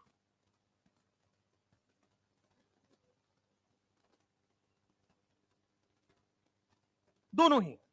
ऑक्सी लिंकेज क्यों बन रहा है? Because of hemiacetal linkage. Oxy link, हाँ बताओ। ग्लूकोज का ही एनोमर पॉसिबल है, इंट्रामोलिक्यूलर हो तो एनोमर बोलते हैं। ये अलग अलग मोलिक्यूल में हो रहा है क्या, एनोमर नहीं बोलेंगे। अगर एक ही मोलिक्यूल में हेमीएसिटल बन रहा है तब एनोमर बोलेंगे। क्लियर हुआ? नेक्स्ट अब देख लो, एनोमर के बाद नेक्स्ट आपके पास ये आपके पास लिखा हुआ है ऊपर जो है अल्फा, ये अल्फा डी ग्लूकोज है और नीचे इधर वाला बीटा डी ग्लूकोज है। अब जरा मुझे बताना कितने उसका कितने मेंबर रिंग बन रहा था? 5 या 6? फिर से काउंट करो, फिर से काउंट करो। देखो ये एक, ध्यान से, 1 2 3 4 5 और 6, ऑक्सीजन भी तो है 6। टोटल कितने मेंबर का रिंग बन रहा है? 6। एक बात बताओ, ऐसा रिंग बताओ जिस 6 मेंबर का हो जिसमें एक ऑक्सीजन हो। पायरान। बहुत बढ़िया, देख लिया आपने, बहुत बढ़िया। तो ये देखो, एक ऐसा मेंबर, एक ऐसा स्ट्रक्चर जिसमें 5-6 मेंबर का रिंग हो और एक ऑक्सीजन हो, उसको बोलते हैं पायरान। तो बेसिकली ये जो आपने एनोमर बनाया वो पायरान से रिजेंबल करेगा। क्यों? क्योंकि यहां भी कितने मेंबर का रिंग है? 6। यहां भी एक ऑक्सीजन है, इसमें भी क्या है? 6 मेंबर का रिंग है, वहां भी एक ऑक्सीजन है। अब इसको बनाने का ट्रिक देखो, इससे ये कैसे बनाओगे, बनाने का ट्रिक देखो। ये ना आपको एग्जाम में बनाने के लिए भी कभी कभी इस्तेमाल आ सकता है या डायरेक्ट भी लिखा हो सकता है। एग्जाम इस पे देखिए, यहां तक ठीक है ना? ये कौन सा एग्जाम्पल है? हाँ भाई, alpha D glucose beta D glucose, यहां तक क्लियर है? अल्फा डी ग्लूकोज एनोमर और बीटा डी ग्लूकोज एनोमर, यहां तक क्लियर है? अब इसका हमें साइक्लिक स्ट्रक्चर बनाने के लिए एग्जाम में आता है। How to draw cyclic structure of alpha D glucose beta D glucose. तो सबसे पहले हमने सोचा कि किस टाइप का स्ट्रक्चर बन सकता है, तो पायरान टाइप का स्ट्रक्चर बनेगा। क्यों? पायरान में भी 6 मेंबर का रिंग, एक ऑक्सीजन है, और ये भी 6 मेंबर का रिंग और एक ऑक्सीजन बना रहा है। तो इसका मतलब ये रिजेंबल करेगा पायरान टाइप से। तो देखो, मैं अल्फा डी ग्लूकोज का स्ट्रक्चर बना रहा हूं, बोर्ड पे सब लोग देखना, ट्रिक है। ये हमारे पास पायरान टाइप का स्ट्रक्चर हो गया, डबल बॉन्ड भूल जाओ, पायरान टाइप का स्ट्रक्चर हो गया। इसको बोल दो ऑक्सीजन से राइट वाले को first carbon, second carbon, third carbon, fourth carbon, fifth carbon, बोल दिया भाई। अच्छा, अब देखोगे तो क्या सब पे 2-2 कार्बन, सब पे 2-2 बॉन्ड बना हुआ है? इस पे भी 2 बॉन्ड, इस पे भी 2 बॉन्ड, इस पे भी 2 बॉन्ड, इस पे भी 2 बॉन्ड, इस पे भी 2 बॉन्ड, यही बना हुआ है। अब देखो राइट हैंड साइड में OH OH H H है क्या? ध्यान से देखिए, राइट हैंड साइड में OH OH H H है क्या? इन सबको नीचे डाल दो। तो फर्स्ट कार्बन से स्टार्ट करो, OH, फिर क्या है? OH, फिर क्या है? H, फिर क्या है? H। OH OH H OH, सबको क्या डाल दिया? नीचे। राइट हैंड साइड में जितने थे सबको क्या डाल दिया? नीचे। और ये जो CH2OH है उसको कहां डालोगे? ऊपर। CH2OH है उसको कहां डालोगे? ऊपर। अब देखो ध्यान से बोर्ड पे, तो ग्लूकोज तो पता है, ग्लूकोज का स्ट्रक्चर तो याद है, एनोमर तो बना ही लोगे। हाँ भाई, बोर्ड पे पढ़िए, H, यहां पे H, यहां पे OH, यहां पे H। देखो जहां OH है वहां H लगाना है, जहां H है वहां OH लगाना है, बस सिंपल कहानी। ठीक है, तो क्या आपके पास ये आपके पास शॉर्ट ट्रिक से बन गया OH OH H OH? तो क्या आपके पास OH OH H OH आ गया है? और देखोगे जहां CH2OH है उसके नीचे क्या आएगा? H। चलिए, इस कार्बन पे जहां CH2OH है वहां क्या आएगा? H। तो क्या बन गया आपके पास भाई? अल्फा डी ग्लूकोज का साइक्लिक स्ट्रक्चर। उसी तरह अब मैं बीटा डी ग्लूकोज का साइक्लिक स्ट्रक्चर बना रहा हूं। तो देखो ध्यान से, फिर से आप ये बनाओगे पायरान टाइप का स्ट्रक्चर। तो फिर से आप पायरान टाइप का स्ट्रक्चर बनाओ, फिर शॉर्ट ट्रिक बनाओ, 1 2 3 4 5। क्या यहां पे double bond, double bond, double bond, double bond, double bond? वहां राइट साइड में क्या क्या है? क्या H OH H OH है? तो यहां पे क्या डालोगे? H OH H OH, CH2OH कहां? ऊपर, CH2OH ऊपर। बोर्ड पर देखो भाई, फिर से देखोगे अगर आप, तो क्या H के सामने कौन आएगा? OH। OH के सामने कौन आएगा? H। H के सामने OH, OH के सामने H, और यहां पे H। क्या बन गया आपके पास उसका साइक्लिक स्ट्रक्चर? तो आपने सबसे पहले ग्लूकोज बनाया, ग्लूकोज से आपने एनोमर बनाया, एनोमर से क्या बनाया? Cycle, cyclic structure. ठीक है, सबसे पहले आपको ग्लूकोज का स्ट्रक्चर याद होगा, ये वाला स्ट्रक्चर याद हो जाएगा, टेंशन मतलब 2-3 बार लिखोगे याद हो जाएगा। ग्लूकोज के स्ट्रक्चर से आपको क्या बनाना है? डबल बॉन्ड को सिंगल बॉन्ड OH में कन्वर्ट करना है, और बीच में ऑक्सीजन C1 C5 को बीच में ऑक्सीजन लगा देना है। ठीक है, डबल बॉन्ड को क्या करना है? सिंगल बॉन्ड OH, और C1 C5 में ऑक्सीजन जोड़ देना है।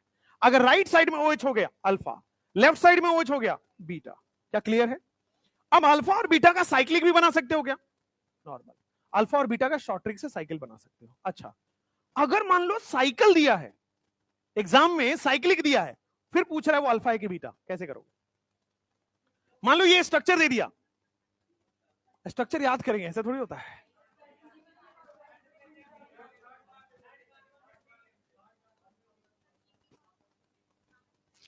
एकदम घटिया। इधर आओ, फिर से बोर्ड पे देखो, बोर्ड पे देखो, मैं आपको एक बताता हूं फिर से। ये वाला किसका स्ट्रक्चर था पहले ही बता दो। क्या ये अल्फा डी ग्लूकोज का था? और ये वाला किसका था? Beta D glucose. अब देखो मैं आपको बता रहा हूं, अगर मान लो आपके पास ये साइक्लिक दिया हुआ है, साइक्लिक दिया हुआ है, इससे आपको अल्फा, इससे आपको पहचानना है कि अल्फा है कि बीटा है। ध्यान से देखिए, पहला कार्बन पे OH को देखो, पहला कार्बन का OH कहां है? नीचे। और आप देखो CH2OH को, पहला कार्बन का OH देखो और आप देखो CH2OH को, सिस है कि ट्रांस है बताना जरा। पहला कार्बन का OH देखो और लास्ट कार्बन का CH2OH देखो, ट्रांस है कि सिस है? ट्रांस है। देखो यहां पे, क्या ये नीचे की साइड है और वो क्या ऊपर की साइड है? तो एक नीचे एक ऊपर है, क्या बोलते हैं? ट्रांस। तो अगर पहला कार्बन का OH और लास्ट कार्बन का OH ट्रांस में आए तो उसको अल्फा बोलते हैं। अगर आपके पास फिशर दिया है तो आप राइट साइड वाले को अल्फा, लेफ्ट साइड वाले को बीटा। अगर साइक्लिक दिया है तो पहले कार्बन का OH और लास्ट कार्बन का OH अगर ट्रांस है तो अल्फा, और अगर सिस आ गया तो बीटा। आओ देखते हैं, पहले कार्बन का OH कहां है? ऊपर। दूसरे कार्बन का OH कहां है? लास्ट वाले का कहां है? OH। दोनों ऊपर है क्या? दोनों ऊपर वाले क्या बोलते हैं? सिस। तो पहले कार्बन का OH और लास्ट कार्बन का OH अगर ट्रांस आया बीटा, पहले कार्बन का OH और लास्ट कार्बन का OH अगर सेम साइड आ गया, सिस आ गया, तो बीटा। तो बीटा। क्लियर हुआ? अगर ट्रांस है तो अल्फा, सिस है तो बीटा। एकदम क्लियर। फिशर से अल्फा बीटा कैसे पहचानोगे? राइट लेफ्ट से।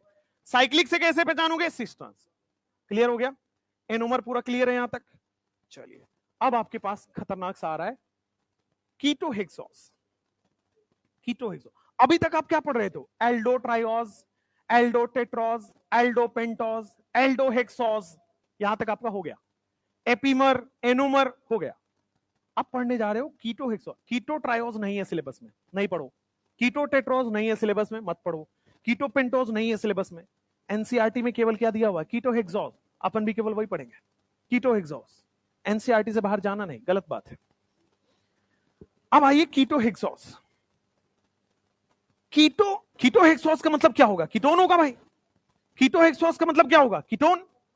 तो देखो, क्या मैं कभी भी कीटोन को टर्मिनल पोजीशन पे बना सकता हूं? नहीं भाई, कीटोन को हमेशा बीच में रखना होता है।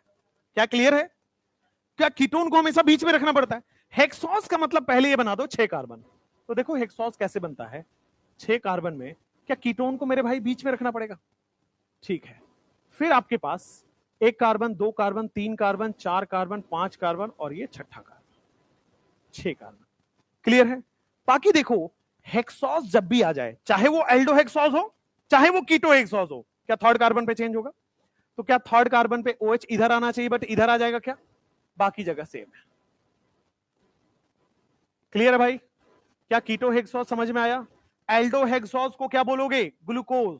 कीटोहेक्सोस को क्या बोलोगे? फ्रुक्टोज। एल्डोहेक्सोस इज ग्लूकोज या डेक्सट्रोज। इसको क्या बोलोगे? फ्रुक्टोज या क्या बोलोगे? लेवुलोज। ग्लूकोज क्या होता है? डेक्स्ट्रोरोटेटरी। फ्रुक्टोज क्या होता है? लीवोरोटेटरी। वो उसको क्या बोलते हैं? डेक्सट्रोज। इसको क्या बोलते हैं? लेवुलोज। समझ में आया? इसको हम लोग, दूसरा नाम होता है लेवुलोज और ये लीवोरोटेटरी होता है, मतलब एंटी क्लॉकवाइज पीपीएल को घुमाता है। लीवोरोटेटरी मतलब पीपीएल को एंटी क्लॉकवाइज, डेक्स्ट्रोरोटेटरी मतलब पीपीएल को क्लॉकवाइज। बढ़िया। अब इसका भी एनोमर बना लेते हैं। एनोमर क्या कहता है? हेमी एसिटल या हेमी कीटल, यही तो होगा। आइए भाई, क्या यहां पे नजर आ रहा है कि आपके पास सेकंड कार्बन पे ही कीटो ग्रुप है? भाई एल्डिहाइड में कहां था? फर्स्ट कार्बन पे। यहां पे कहां है? सेकंड कार्बन पे। क्या यहां पे पांचवा का OH, फिफ्थ कार्बन का OH इस बार 1 पे ना करके 5 पे करेगा? सॉरी, 1 पे ना करके 2 पे करेगा? क्या आपको एनोमर में, ग्लूकोज में C5C1 हो रहा था? यहां पे एनोमर C5C2 हो रहा है क्या? ग्लूकोज का एनोमर C5C1 और कीटोज सॉरी फ्रुक्टोज का कितना होगा? C5C2। क्या डबल बॉन्ड हो सिंगल बॉन्ड OH में बन जाएगा? बढ़िया। तो देखो डबल बॉन्ड हो सिंगल बॉन्ड OH में कन्वर्ट कर लिया, ये वाला। This is second carbon and this is first carbon. First carbon को बस साइड में कर दिया है, ठीक है। अब क्या होगा, ये जो पांचवा कार्बन है क्या वो ऑक्सी लिंकेज बना लेगा? क्या इस बार हेमी एसिटल बोलेंगे कीटल? हेमी कीटल, क्योंकि कीटोन से बन रहा है हेमी कीटल। C5C1 का ऑक्सी लिंकेज हेमी एसिटल, क्या एपीमर ऑफ ग्लूकोज बोलेंगे उसको? Anomer of glucose. C5C2 का ऑक्सी लिंकेज हेमी कीटल, क्या इस बार हम लोग फ्रुक्टोज का हम लोग बोल देंगे? इस बार फ्रुक्टोज का एनोमर। क्लियर हुआ? वहां C5C1 है हेमी एसिटल है, यहां C5C2 है हेमी कीटल है। क्या क्लियर बात है? क्या यहां भी साइक्लिक स्ट्रक्चर बनेगा? बट इस बार नंबर ऑफ रिंग कितनी हो गई? 5। वहां पे नंबर ऑफ रिंग कितनी थी? 6, क्योंकि C5C1 था। यहां पे नंबर ऑफ रिंग कितनी हो गई? 5, क्योंकि C5C2 हो गया। काउंट भी कर लेते हैं भाई, काउंट कर लो। 1 2 3 4 और 5। 5 हो गया क्या? ठीक है, बढ़िया बात है। This is first carbon, second carbon, third carbon, 4 carbon, 5 carbon, 6 carbon. अच्छा भाई, अगर OH राइट में है तो क्या बोलेंगे? अल्फा। अगर OH राइट में है तो क्या बोलेंगे? अल्फा। अगर OH लेफ्ट में है तो क्या बोल देंगे? बीटा। क्या इसका साइक्लिक बना पाओगे? बना दे। लेकिन ये 6 मेंबर का रिंग है, 5 मेंबर का रिंग है। 5 मेंबर का रिंग और एक ऑक्सीजन, फ्यूरान। बढ़िया बात भाई। 5 कार्बन का रिंग और एक ऑक्सीजन, क्या फ्यूरान दिखेगा? कोई डाउट? हाँ,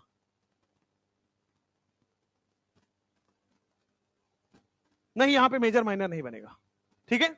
मेजर माइनर हमने कहां देखा था? यहां इसमें बोला था इक्विलिब्रियम में। बता रहा हूं, पहले मुझे साइक्लिक स्ट्रक्चर बना दीजिए फिर मैं बता रहा हूं। यहां तक आ गए? अल्फा बीटा क्लियर हो गया, फ्यूरान बन रहा है, ठीक है। यहां पे देखिएगा एनोमेरिक कार्बन इन ग्लूकोज कौन सा है? C1। कहां पे बन रहा है? C1 पे। Anomeric carbon in keto fructose कहां है? C2। आप सीधा लिंकेज याद करो। एनोमर इन ग्लूकोज का लिंकेज बताओ, C5C1। फ्रुक्टोज का एनोमर बताओ, C5C2। ग्लूकोज में कितने मेंबर रिंग? 6। फ्रुक्टोज में कितने मेंबर रिंग? 5। क्या वो पाइरान जैसा स्ट्रक्चर बनेगा? और क्या ये फ्यूरान जैसा स्ट्रक्चर बनेगा? अगर पाइरान जैसा स्ट्रक्चर बनेगा तो उसको बोलते हैं पाइरेनोज। अगर पाइरान जैसा स्ट्रक्चर बनता है तो इसको बोलते हैं पाइरेनोज रिंग। क्या बोलते हैं? पाइरेनोज रिंग। और इसका एक और साइंटिस्ट के नाम पे स्ट्रक्चर होता है, हावर्थ स्ट्रक्चर। ठीक है भाई, हावर्थ स्ट्रक्चर, ठीक है। इसका कहीं कोई रिलेशन नहीं है हावड़ा से, ठीक है। हाँ, हार्वर्ड से रिलेशन है, उससे भी नहीं है। हावर्थ स्ट्रक्चर है इसका नाम है, साइंटिस्ट का नाम है। कैसा पागल जैसा नाम रखते थे वो लोग। चलिए भाई, हड़बड़ी में नाम रखा, वेरी गुड। हमने हड़बड़ी में नाम तो रखते हुए किसी को नहीं देखा है। चलिए भाई, एनोमेरिक कार्बन का लिंकेज याद हो गया, एनोमेरिक कार्बन का रिंग स्ट्रक्चर याद हो गया, एनोमेरिक कार्बन किससे रिजेंबल करेगा ये भी याद हो गया। पाइरान और फ्यूरान, पाइरेनोज और ये फ्यूरेनोज, क्या यही होगा? फ्यूरेनोज बनाते हैं। देखो जरा, क्या 5 मेंबर की रिंग बनेगी? आप उस पर मत देखो, मैं बनाता हूं। ऑक्सीजन 5 मेंबर की रिंग बना दो भाई। क्या फिर से इस बार this is 1, this is 2, this is 3, this is 4? मेरे भाई बोर्ड पे देखोगे तो क्या आपके सामने ये 2 बॉन्ड बनाएगा, ये 2 बॉन्ड बनाएगा, ये 2 बॉन्ड बनाएगा, ये 2 बॉन्ड बनाएगा, ठीक बात है। क्या राइट साइड में क्या क्या है? OH H OH, तो क्या लेफ्ट लगा दोगे OH H OH, और CH2OH कहां आएगा? ऊपर। OH के सामने H, H के सामने OH, यहां OH के सामने बस CH2OH आएगा, बस ये ध्यान रखना है, ठीक है ना। OH के सामने कौन है? CH2OH। H के सामने कौन है? OH। OH के सामने कौन है? H। और CH2OH के साथ कौन है? H। क्या क्लियर हो गया? क्या हो गया? तो पढ़ो, यहां पे देख लो आप, ये वाला स्ट्रक्चर आपके पास हो गया। नेक्स्ट, अब अल्फा का बना दिया आपने, बीटा का बनाइए। तो बीटा में राइट हैंड साइड में कौन है? तो बीटा में जो राइट हैंड साइड में है उसको नीचे रखते हैं। क्या क्या है? CH2OH। तो बीटा में आपके पास नीचे कौन आ जाएगा? CH2OH। और H, और कौन आएगा? OH। और ऊपर कौन आ जाएगा? CH2OH। बढ़िया। अब CH2OH वाले कार्बन पे अपोजिट में कौन है? OH। H वाले कार्बन में OH, OH वाले कार्बन में H। क्या बन गया आपके पास? क्या साइक्लिक स्ट्रक्चर क्लियर है? वहां पे 6 मेंबर का बन रहा था, यहां पे 5 मेंबर का बन रहा है, वहां भी राइट साइड वाला नीचे, यहां भी राइट साइड वाला नीचे, क्लियर है? वहां भी आप साइक्लिक से कैसे पहचाने थे? क्या सिस ट्रांस से? भाई अगर फिशर दिया है तब तो आसान है, राइट में अल्फा, लेफ्ट में बीटा, बट इसमें देखो पहले कार्बन पे OH कहां है? नीचे, और लास्ट वाले कार्बन पे OH कहां है? क्या बन रहा है? ट्रांस वाला क्या होता है? अल्फा। यहां पहले कार्बन पे, राइट कार्बन पे क्या सिस बन रहा है? क्या सिस वाले क्या बोलते हैं? तो चाहे फिशर दिया हो, चाहे आपको रिंग बना के दिया हो, क्या बनेगा? आपके सामने सिस ट्रांस से आप आइडेंटिफाई कर लोगे, फिशर में लेफ्ट राइट से और इसमें सिस ट्रांस से। क्लियर है भाई? चलिए, हाँ बाहर, क्लास के बाहर। अब देखोगे next topic is reducing sugar. अब नेक्स्ट टॉपिक जो होगा वो होगा रिड्यूसिंग शुगर। ये भी पढ़ लिया क्या तुमने? बहुत बढ़िया। रिड्यूसिंग शुगर सुनो, रिड्यूसिंग शुगर क्या होता है ध्यान से देखिएगा। एनोमेरिक कार्बन को पहले ढूंढो। अब मुझे यहां से पीछे ले चलना होगा और आपको फिर से पहचान दिलाना होगा कि एनोमेरिक कार्बन कौन है। मेरे भाई ये ग्लूकोज था क्या? हाँ, ग्लूकोज में एनोमेरिक कार्बन कौन है? C1। ठीक है, अगर मान लो ये ना दिया हो और ये दिया हो, कैसे पहचानोगे कि एनोमेरिक कार्बन कौन है? पहला वाला, फर्स्ट, या फिर पहचानने का दूसरा तरीका देखो, ऐसा कार्बन ढूंढो जिस पर OH भी हो, OR भी हो। भाई तभी तो हेमीएसिटल बनेगा, तभी तो एनोमर कहलाएगा। तो ऐसा कार्बन क्या यही है? देखो भाई इसी कार्बन पे OH भी है और भाई ये वाला OR भी तो है। मेरे भाई ये OH है और ये OR है, तो क्या यही वाला कार्बन पे OH OR है? क्या यही हेमीएसिटल बना रहा है? क्या यही एनोमेरिक कार्बन है? सिमिलरली वो वाले में देख के बताओ, क्या ये वाला कार्बन है? क्या इस पे OH दिख रहा होगा और इधर बड़ा सा OR दिख रहा होगा? तो यही क्या एनोमेरिक कार्बन है? बढ़िया। एनोमेरिक कार्बन, एनोमर बनाने से पहले हाइब्रिडाइजेशन क्या था? sp2। एनोमेरिक का एनोमर बनने से पहले हाइब्रिडाइजेशन क्या था? sp2। एनोमर बनने के बाद हाइब्रिडाइजेशन क्या है? sp3। क्या चेंज हो जाएगा? बढ़िया। ऐसा कार्बन जिसपे OH OR हो उसको क्या बोलेंगे? Anomeric carbon. अब मुझे साइक्लिक स्ट्रक्चर मान लो दिया है, उसमें पहचान के बताओ एनोमेरिक कार्बन कौन है? जिसमें OH OR हो, जिसमें OH OR हो। तो क्या इस कार्बन पे देखोगे OH दिख रहा है? क्या इस कार्बन पे ही OR दिख रहा है? भाई नीचे OH दिख रहा है, इसी पे OR दिख रहा है, यही एनोमेरिक कार्बन है। सिमिलरली क्या इस कार्बन पे OH दिख रहा है और इसी पे OR दिख रहा है? यही एनोमेरिक कार्बन है। यहां पे आइए, फ्रुक्टोज में क्या C2 कार्बन एनोमेरिक होता है? या फिर आप दूसरा डेफिनेशन देखो, ऐसा कार्बन जिसपे OH भी हो और OR भी हो, क्या पहचान जाओगे? क्या साइक्लिक स्ट्रक्चर में पहचान जाओगे? यहां पे देख के बताओ कौन सा है, लेफ्ट वाला कि राइट वाला? राइट वाला। मेरे भाई देखो नीचे की तरफ OH है और लेफ्ट इधर की तरफ OR है, क्या एनोमेरिक हो गया? उसमें देख के बताओ, क्या ऊपर की तरफ OH है और इधर OR है, क्या एनोमेरिक कार्बन पहचान में आ रहा है? एनोमेरिक कार्बन वैसा कार्बन है जिसमें OH भी है और OR भी जुड़ा हुआ है। क्या क्लियर हुआ? अब ये क्लियर होगा रिड्यूसिंग शुगर। रिड्यूसिंग शुगर में बस ये ध्यान रखिए, अगर एनोमेरिक कार्बन पे OH है, अगर एनोमेरिक कार्बन पे OH है तो रिड्यूसिंग होगा, एनोमेरिक कार्बन पे OH नहीं है तो रिड्यूसिंग नहीं होगा। एनोमेरिक कार्बन पहचानना बता दिया। एनोमेरिक कार्बन कैसा है? जिसपे OH भी हो, OR भी हो। अब जरा बोर्ड पे देखो, मत मान लो मैं एक स्ट्रक्चर यहां पे बनाता हूं, मान लो एक स्ट्रक्चर मैं यहां पे बना रहा हूं, इसके साथ साथ में यहां पे OR है, दिस इज H, यहां पे क्या है? H OH, यहां पे क्या है? OH, क्या है? H, यहां पे क्या है? H OH, now this is CH2OH और H, और यहां पे क्या लगा हुआ है? Oxygen, this is oxygen. अब यहां पे दो आपको स्ट्रक्चर बना के दिएगा, पूछा जाएगा बताइए रिड्यूसिंग कौन है, नॉन रिड्यूसिंग कौन है? ऐसा एनोमेरिक कार्बन जिस पर OH पाया जाए वो रिड्यूसिंग है, और एनोमेरिक कार्बन जिस पे OH नहीं पाया जाए वो रिड्यूसिंग नहीं है। तो देखो भाई, क्या ये वाला एनोमेरिक कार्बन आइडेंटिफाई हुआ है? क्या इस पे OH है? मतलब रिड्यूस करेगा। क्या इस पे OH नहीं है? इसका मतलब ये रिड्यूस नहीं करेगा। अच्छा, क्यों रिड्यूस करेगा? ठीक है, क्यों रिड्यूसिंग शुगर इसका नाम हुआ? क्यों रिड्यूसिंग शुगर है? ध्यान से देखिएगा, रिड्यूस करेगा नहीं, इसका नाम रिड्यूसिंग शुगर है। मतलब रिड्यूसिंग शुगर है, इसका मतलब सामने वाले को ऑक्सीडाइज कर रहा होगा। भाई अगर कोई खुद रिड्यूस हो रहा है तो सामने वाले को क्या करेगा? ऑक्सीडाइज। इसीलिए लिखा हुआ है कि ये टॉलिन को भी ऑक्सीडाइज करेगा, फेलिंग को भी करेगा, बेनेडिक्ट को भी करेगा। याद आया कि टॉलिन माइल्ड ऑक्सीडाइजिंग एजेंट होते हैं और फेलिंग भी माइल्ड ऑक्सीडाइजिंग एजेंट होता है और बेनेडिक्ट भी होता है। तो मेरे भाई टॉलिन भी रिएक्शन देता है रिड्यूसिंग का, फेलिंग भी देता है, बेनेडिक्ट भी देता है। टॉलिन, फेलिंग, बेनेडिक्ट कब रिएक्शन देता था? एल्डिहाइड में, कीटोन में नहीं देता था, एल्डिहाइड में। एल्डिहाइड में टॉलिन भी देगा, फेलिंग भी देगा, बेनेडिक्ट भी देगा। यानी कि एक बात समझो, रिड्यूसिंग सुगर क्यों टॉलिन, क्यों फेलिंग, क्यों बेनेडिक्ट से रिएक्शन करेगा? क्योंकि एल्डिहाइड है इसके अंदर। भाई टॉलिन, फेलिंग, बेनेडिक्ट क्यों रिएक्शन करेगा? एल्डिहाइड होगा तब रिएक्शन करेगा। इसका मतलब रिड्यूसिंग सुगर क्यों रिएक्शन कर रहा है? क्योंकि रिड्यूसिंग सुगर में एल्डिहाइड है। अब कैसे एल्डिहाइड है ध्यान दीजिए। इतना पहचान गए कि कौन रिड्यूसिंग होगा? जिसमें एनोमेरिक कार्बन पे OH आ गया, रिड्यूसिंग। एनोमेरिक कार्बन पे OH नहीं आया, नॉन रिड्यूसिंग। तो बढ़िया। अब रिड्यूसिंग की बात करें, नॉन रिड्यूसिंग सिलेबस में नहीं है, रिड्यूसिंग की बात करेंगे।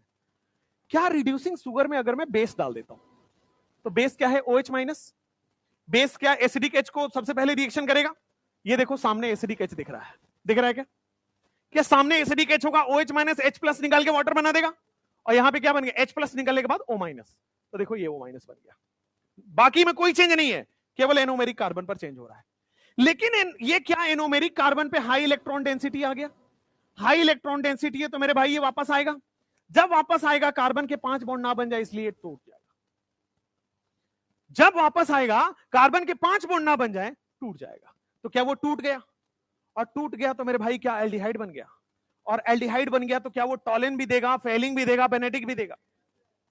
रिड्यूसिंग सुगर क्यों टॉलिन, क्यों फेलिंग, क्यों बेनेडिक्ट देगा? क्योंकि उसमें एल्डिहाइड है। एल्डिहाइड कैसे है?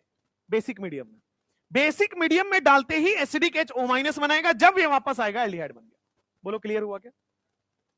अगर एनोमेरिक कार्बन के पास H और OH लगा हुआ है, देखिए ध्यान से, एनोमेरिक कार्बन के पास H और OH लगा हुआ है तो क्या वो टॉलिन, फेलिंग, बेनेडिक्ट सब दे देगा? चलिए बढ़िया। तो this was reducing sugar. Reducing sugar किसे कहते हैं? वैसा साइक्लिक स्ट्रक्चर जिसके एनोमेरिक कार्बन पर H भी हो, OH भी हो। अगर HOH के अलावा कुछ और हुआ तो रिएक्शन नहीं देगा। बात समझिए। तो ये रिड्यूसिंग सुगर नहीं कहलाएगा। ठीक बात है। और रिड्यूसिंग सुगर क्यों टॉलिन, फेलिंग देता है? क्योंकि रिड्यूसिंग सुगर बेसिक मीडियम में क्या बना रहा है? एल्डिहाइड। और जब एल्डिहाइड आएगा तो टॉलिन भी देगा, फेलिंग भी देगा, बेनेडिक्ट भी देगा। जैसे यहां पे आओ, फ्रुक्टोज की बात करते हैं। फ्रुक्टोज, ये क्या फ्रुक्टोज लिखा हुआ है? D fructose. ठीक है, कीटो हेक्सोज था ये, keto hexose, this is D fructose. अब डी फ्रुक्टोज को बेसिक मीडियम में डालो तो हमने टॉटोमर पढ़ा हुआ है और टॉटोमर हमने पढ़ा हुआ है कि भाई एसिडिक मीडियम में भी होता है, बेसिक मीडियम में भी होता है। अगर मैं बेसिक मीडियम डाल दूं तो क्या टॉटोमर होगा? तो मेरे भाई देखो बोर्ड पे 1 2 3 टॉटोमर कर गया। 2 3 का बॉन्ड 1 2 में, 1 का हाइड्रोजन 3 पे, देखो टॉटोमर हो गया। क्या अभी और टॉटोमर हो सकता है? हाँ, देखो यहां पे 1 2 3, 2 3 का बॉन्ड 1 2 में, 1 का हाइड्रोजन 3 पे, देखो टॉटोमर हो गया। तो देखो हुआ क्या कि जब फ्रक्टोज था तो क्या उसमें कीटोन ग्रुप होता है? ग्लूकोज में तो एल्डिहाइड होता है, वो टॉलिन, फेलिंग, बेनेडिक्ट दे देगा। लेकिन कभी फ्रक्टोज दे सकता है टॉलिन, फेलिंग, बेनेडिक्ट? नहीं, क्योंकि फ्रक्टोज में क्या है? कीटोन। कीटोन कभी भी टॉलिन नहीं देता, फेलिंग नहीं देता, बेनेडिक्ट नहीं देता, पढ़ाया हुआ है। बढ़िया। तो आपके पास फ्रक्टोज में रिएक्शन नहीं होगा टॉलिन, फेलिंग का। लेकिन अगर फ्रक्टोज को बेसिक मीडियम में डाल दो तो क्या वो टॉटोमराइज हो जाएगा? क्या वो फर्दर टॉटोमराइज हो जाएगा? और फर्दर टॉटोमराइज होकर देखो एल्डिहाइड बन जा रहा है। देखो ध्यान से, कीटो फ्रक्टोज था originally, fructose Tollens, Fehling, Benedict solution नहीं देगा क्योंकि कीटोन ग्रुप है। टॉलिन, फेलिंग, बेनेडिक्ट कौन देता है? एल्डिहाइड वाला। तो क्या जैसे ही बेसिक मीडियम पे गया तो पहले टॉटोमराइज हुआ, एक बार और टॉटोमराइज हुआ तो क्या बन गया आपके पास? ग्लूकोज। बेसिकली फ्रक्टोज जो है वो 2 बार टॉटोमर बन के ग्लूकोज ही बनता है। फ्रक्टोज 2 बार टॉटोमराइज करके ग्लूकोज में कन्वर्ट हो जाता है। और ग्लूकोज क्या टॉलिन, फेलिंग, बेनेडिक्ट देता है? हाँ, तो ग्लूकोज देगा। ग्लूकोज में क्योंकि एल्डिहाइड ग्रुप है, टॉलिन, फेलिंग, बेनेडिक्ट देगा। फिर से बोर्ड पे देखिए, और ये जो ग्लूकोज है इसका C2 एपीमर कौन है? मैनोस। तो बेसिक मीडियम में मेरे भाई C2 एपीमर भी बनता है, मैनोस। तो इसको याद करना है। ये 3 बार पूछा गया अभी तक, पिछले 10 साल में C2 एपिमर भी होता है मैनोज। तो अब ये 3 बार पूछा गया प्रीवियस ईयर में, पिछले 7-8 सालों में ही। फ्रक्टोज बेसिक मीडियम में क्या क्या बनेगा? तो फ्रक्टोज बेसिक मीडियम में ग्लूकोज भी बन रहा है, मैनोज भी बन रहा है। फ्रक्टोज बेसिक मीडियम में कितनी बार टॉटोमर शो कर रहा है? 2 बार। पहली बार टॉटोमर होके इन डाइऑल बनेगा, देखो इन डाइऑल, क्या इन डाइऑल बनेगा? दूसरी बार यही इन डाइऑल क्या ग्लूकोज बना लेगा? और ग्लूकोज क्या है बेसिक मीडियम में, क्या बना लेता है? C2 epimer.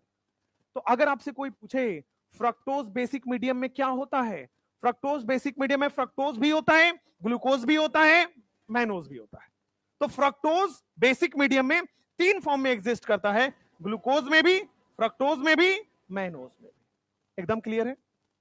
ठीक है, देखो इसी को लिखा गया है कि फ्रक्टोज टॉलरेंस टेस्ट देगा। फ्रक्टोज को टॉलरेंस टेस्ट नहीं देना चाहिए, फ्रक्टोज कीटोन है, कीटोन टॉलरेंस टेस्ट नहीं होता है, लेकिन फ्रक्टोज टॉलरेंस टेस्ट देगा क्योंकि बेसिक मीडियम में कहां कन्वर्ट हो गया? ग्लूकोज, एल्डिहाइड बना लिया। समझ में आया? तो ओरिजिनली फ्रक्टोज को टॉलेन फेलिंग और बेनेडिक्ट नहीं देना चाहिए था, बट ये टॉलेन भी देता है, फेलिंग भी देता है, बेनेडिक्ट भी देता है, because of aldehyde group. Aldehyde कैसे आया? टॉटोमर करके, बेसिक मीडियम में। आया समझ में?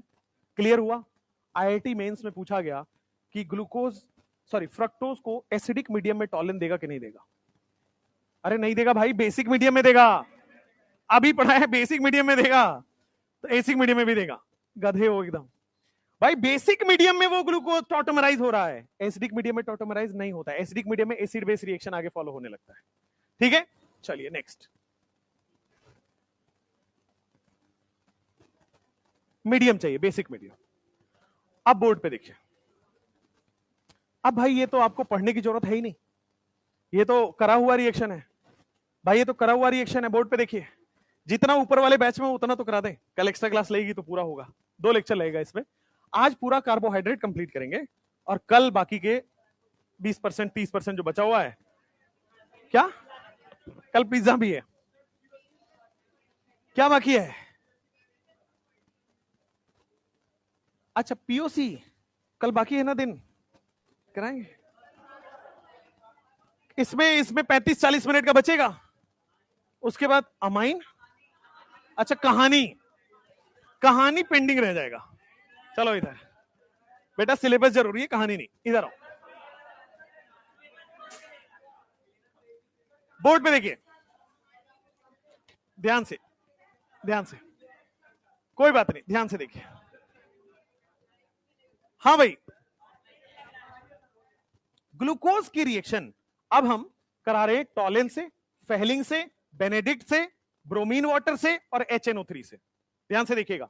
क्या हमने पढ़ा हुआ है कि टॉलेन, फेहलिंग, बेनेडिक्ट ये सब माइल्ड ऑक्सीडाइजिंग एजेंट है? ये क्या करते हैं? एल्डिहाइड को एसिड में कन्वर्ट कर देते हैं। बढ़िया, तो एल्डिहाइड को एसिड में कन्वर्ट कर देगा। तो क्या ये ग्लूकोज लिखा हुआ है आपके सामने? 3rd कार्बन पे चेंज होगा, 3rd कार्बन पे चेंज होगा, वो दिखाया नहीं है। ठीक है, वो बस नॉर्मल स्ट्रक्चर, आप ये मत समझना ग्लूकोज का स्ट्रक्चर गलत है ना? गलत नहीं है वो। 3rd कार्बन पे OH इधर ही है, बट वो क्या लिखा है? स्ट्रक्चरल फॉर्मूला की तरह दिखाया हुआ। ठीक है, मन की आंखों से देखिए, तीसरा वाला इधर ही है। अब देखो ध्यान से, क्या ग्लूकोज का ये छोटू सा स्ट्रक्चर समझ आया कि बार बार इसको OH OH OH OH लिखने के बजाय 4 बार लिख दो? ठीक है भाई, तो ग्लूकोज का छोटू स्ट्रक्चर समझ गया। अब देखो, क्या Tollens, Fehling, Benedict mild oxidising agent है? तो क्या ये एल्डिहाइड को एसिड में बदलेगा? बढ़िया, अल्कोहल को नहीं छेड़ता, पता है ना? टॉलेन, फेहलिंग, बेनेडिक्ट अल्कोहल का टेस्ट नहीं है, एल्डिहाइड का। एल्डिहाइड का है और फॉर्मिक एसिड का है। याद आया? चलिए, तो क्या यहां पे एल्डिहाइड दिख रहा है? एल्डिहाइड को क्या करेगा? एसिड में। बढ़िया, क्या फेहलिंग भी एल्डिहाइड को एसिड में करेगा? अगर टॉलेंस से कराते हैं तो क्या सिल्वर मिरर प्रेसिपिटेट बनता है? अगर फेहलिंग से कराते हैं तो क्या Cu2O बनता है? अगर उसको बेनेडिक्ट से कराते हैं तब भी Cu2O बनता है। तो टॉलेंस से कराओ तो, फेहलिंग से कराओ तो, बेनेडिक्ट से कराओ तो, हर बार क्या होता है? ऑक्सीडेशन। तो एल्डिहाइड कहां ऑक्सीडाइज हो जाएगा? एसिड में। एल्डिहाइड क्या ऑक्सीडाइज हो गया? एसिड। एल्डिहाइड कहां ऑक्सीडाइज हो गया? Br2 वाटर अभी कराते हैं, एसिड में हो गया। बढ़िया। क्या टॉलेंस टेस्ट में सिल्वर मिरर प्रेसिपिटेट बनता है? टॉलेन और फेहरिंग दोनों में रेड ब्राउन पीपीटी लिखते हैं। रेड पीपीटी लिखो या रेड ब्राउन पीपीटी लिखो, एक ही बात है। बढ़िया। टॉलेन, बेनेडिक्ट नहीं लिखा है, बट बेनेडिक्ट भी सेम देता है। ठीक है भाई, चलिए next, Br2 water. Br2 water is also a strong oxidising agent. तो Br2 वाटर भी क्या करेगा, एल्डिहाइड को एसिड में कन्वर्ट कर दिया, ठीक है। लेकिन एक क्या, ये तीनों सेम बिहेवियर शो कर रहा है, टॉलिन भी, फेहलिंग भी, Br2 वाटर भी। ये वाला लिखो बेटा, very strong oxidising agent. HNO3 बहुत स्ट्रॉन्ग ऑक्सीडाइजिंग एजेंट होता है। तो आप देखो, ऊपर वाला एल्डिहाइड को भी ऑक्सीडाइज किया और नीचे वाला अल्कोहल को भी ऑक्सीडाइज कर देगा, ठीक है। तो देखो, ये ऊपर वाला एसिड और नीचे वाला भी एसिड, बीच में अल्कोहल को कोई टच नहीं किया, ठीक है। अब देखो, सबसे जब एक एसिड बन जाए इसको क्या बोलते हैं, ग्लूकोनिक एसिड। ग्लूकोनिक एसिड, यहां भी ग्लूकोनिक एसिड, और जब ये आ जाएगा ग्लूकैरिक एसिड बोलते हैं उसको।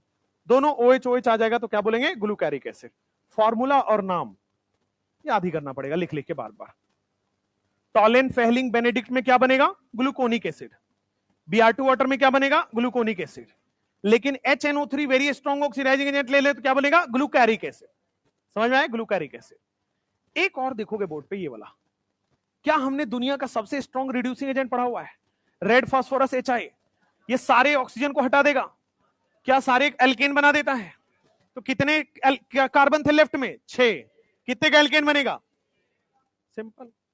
सिमिलरली क्या हमने बीबी रिडक्शन पढ़ा हुआ है, NaETOH, सोडियम इथेनॉल। तो जैसे सोडियम इथेनॉल का रिडक्शन है, वैसे ही सोडियम अमलगम का रिडक्शन, अमलगम मतलब मरकरी। जैसा सोडियम ETOH का रिडक्शन है, वैसा ही सोडियम अमलगम का रिडक्शन है। तो सोडियम अमलगम का बस काम इतना है, रिड्यूस कर देगा एल्डिहाइड को अल्कोहल। तो क्या एल्डिहाइड को अल्कोहल में रिड्यूस कर दिया है, और ये जो बना है उसको बोलते हैं ग्लूसीटॉल या फिर सॉर्बिटॉल, ठीक है। इसी का एक्सटेंडेड फॉर्म होता है डिटॉल, एक्सटेंडेड फॉर्म में, बट इसमें मत घुसिए।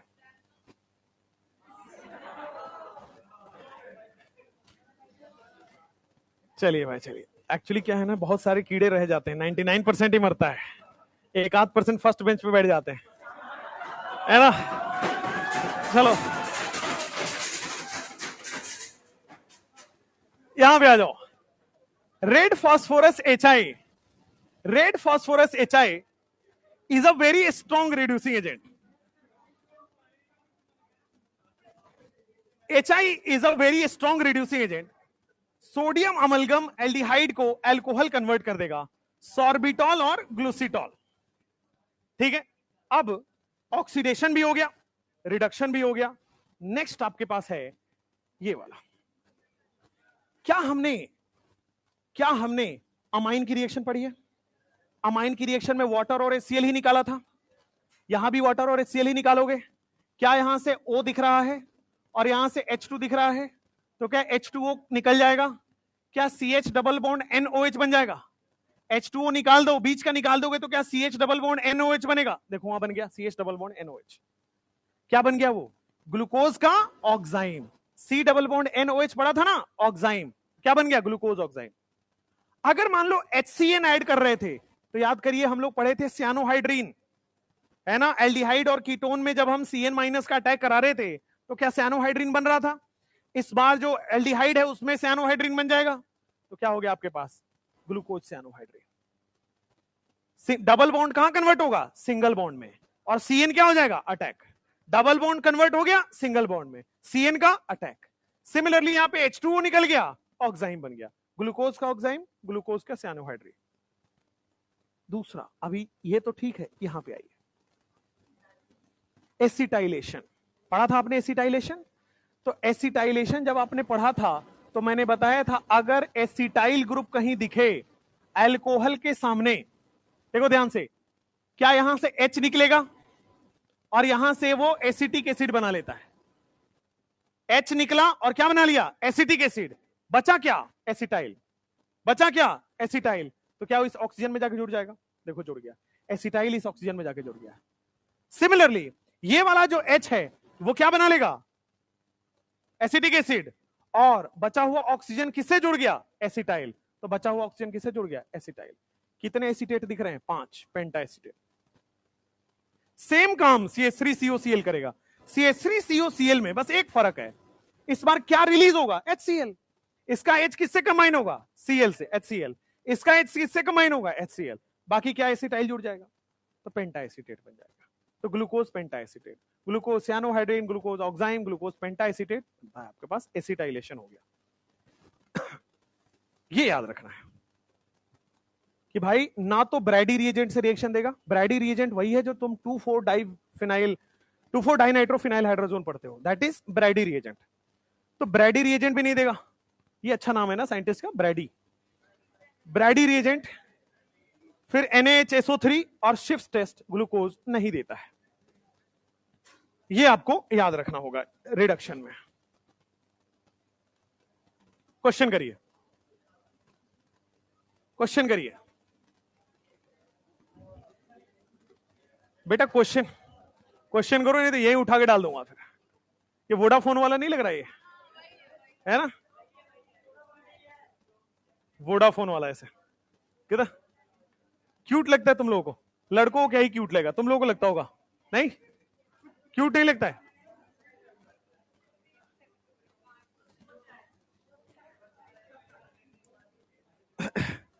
चलो भाई, लड़कियों को वो हर चीज क्यूट लगती है जिसमें जान नहीं हो, है ना? जैसे ये डॉल टाइप का चीज, और जिस, है ना, कुछ गहराई वाली बात हो गई क्या तुम लोगों के लिए?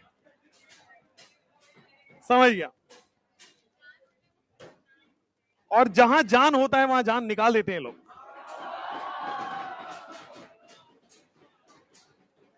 नहीं, चलो बढ़िया।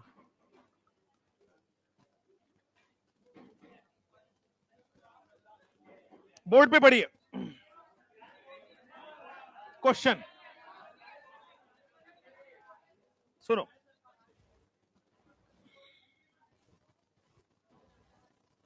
यहां तक पढ़ना है, यहां तक। देखो भाई 3 स्लाइड तो पढ़ना ही है, ऊपर वाले बैच में जितना हुआ उतना। इसमें टोटल 54 स्लाइड्स हैं। 27 आज पढ़ना है, 27 कल पढ़ना है, ठीक है? बच्चे मर रहे हैं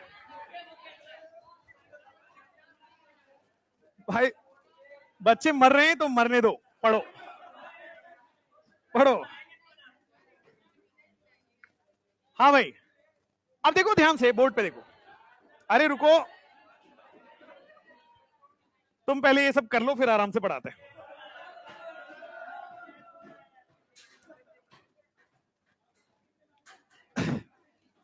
कर लो जितना करना है तुम्हें, सब कर लो।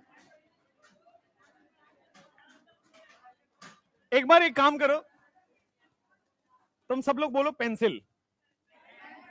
कल का पिज्जा कैंसिल, है ना? चलो चलो, मजाक कर रहे, बोर्ड पे देखो। क्या तुम्हारे बचपन में भी ऐसे किए हो तुम कि बोलो पेंसिल, दोस्ती कैंसिल, ऐसी होती थी ना कैंसिल? और इस हिसाब से जुड़ भी जाता था। बहुत बढ़िया, सब अपने हाथ में ही है, इधर से जोड़ लो। अच्छा, ऐसे करके ऐसे मिलाते थे, वो लड़के जब बड़े हो जाते तब ऐसे करके ऐसे मिलाते हैं ऐसे। ये ऐसे वाले लोग बड़े खतरनाक होते हैं, है ना, जो ऐसे मिलाते हैं ना हाथ वाथ। देखना, हाथ मिलाएंगे, इधर से दूसरे से वॉलेट निकाल के रख लेंगे, है ना? ज्यादा लंबा प्रोसेस है हाथ मिलाने का। इधर अब कंसंट्रेट हो रहा आदमी कहां क्या टच करना है, तब तक इधर से वॉलेट गायब। चलो भाई, बच्चे मर रहे हैं। अच्छा चलो भाई, कल पढ़ते हैं।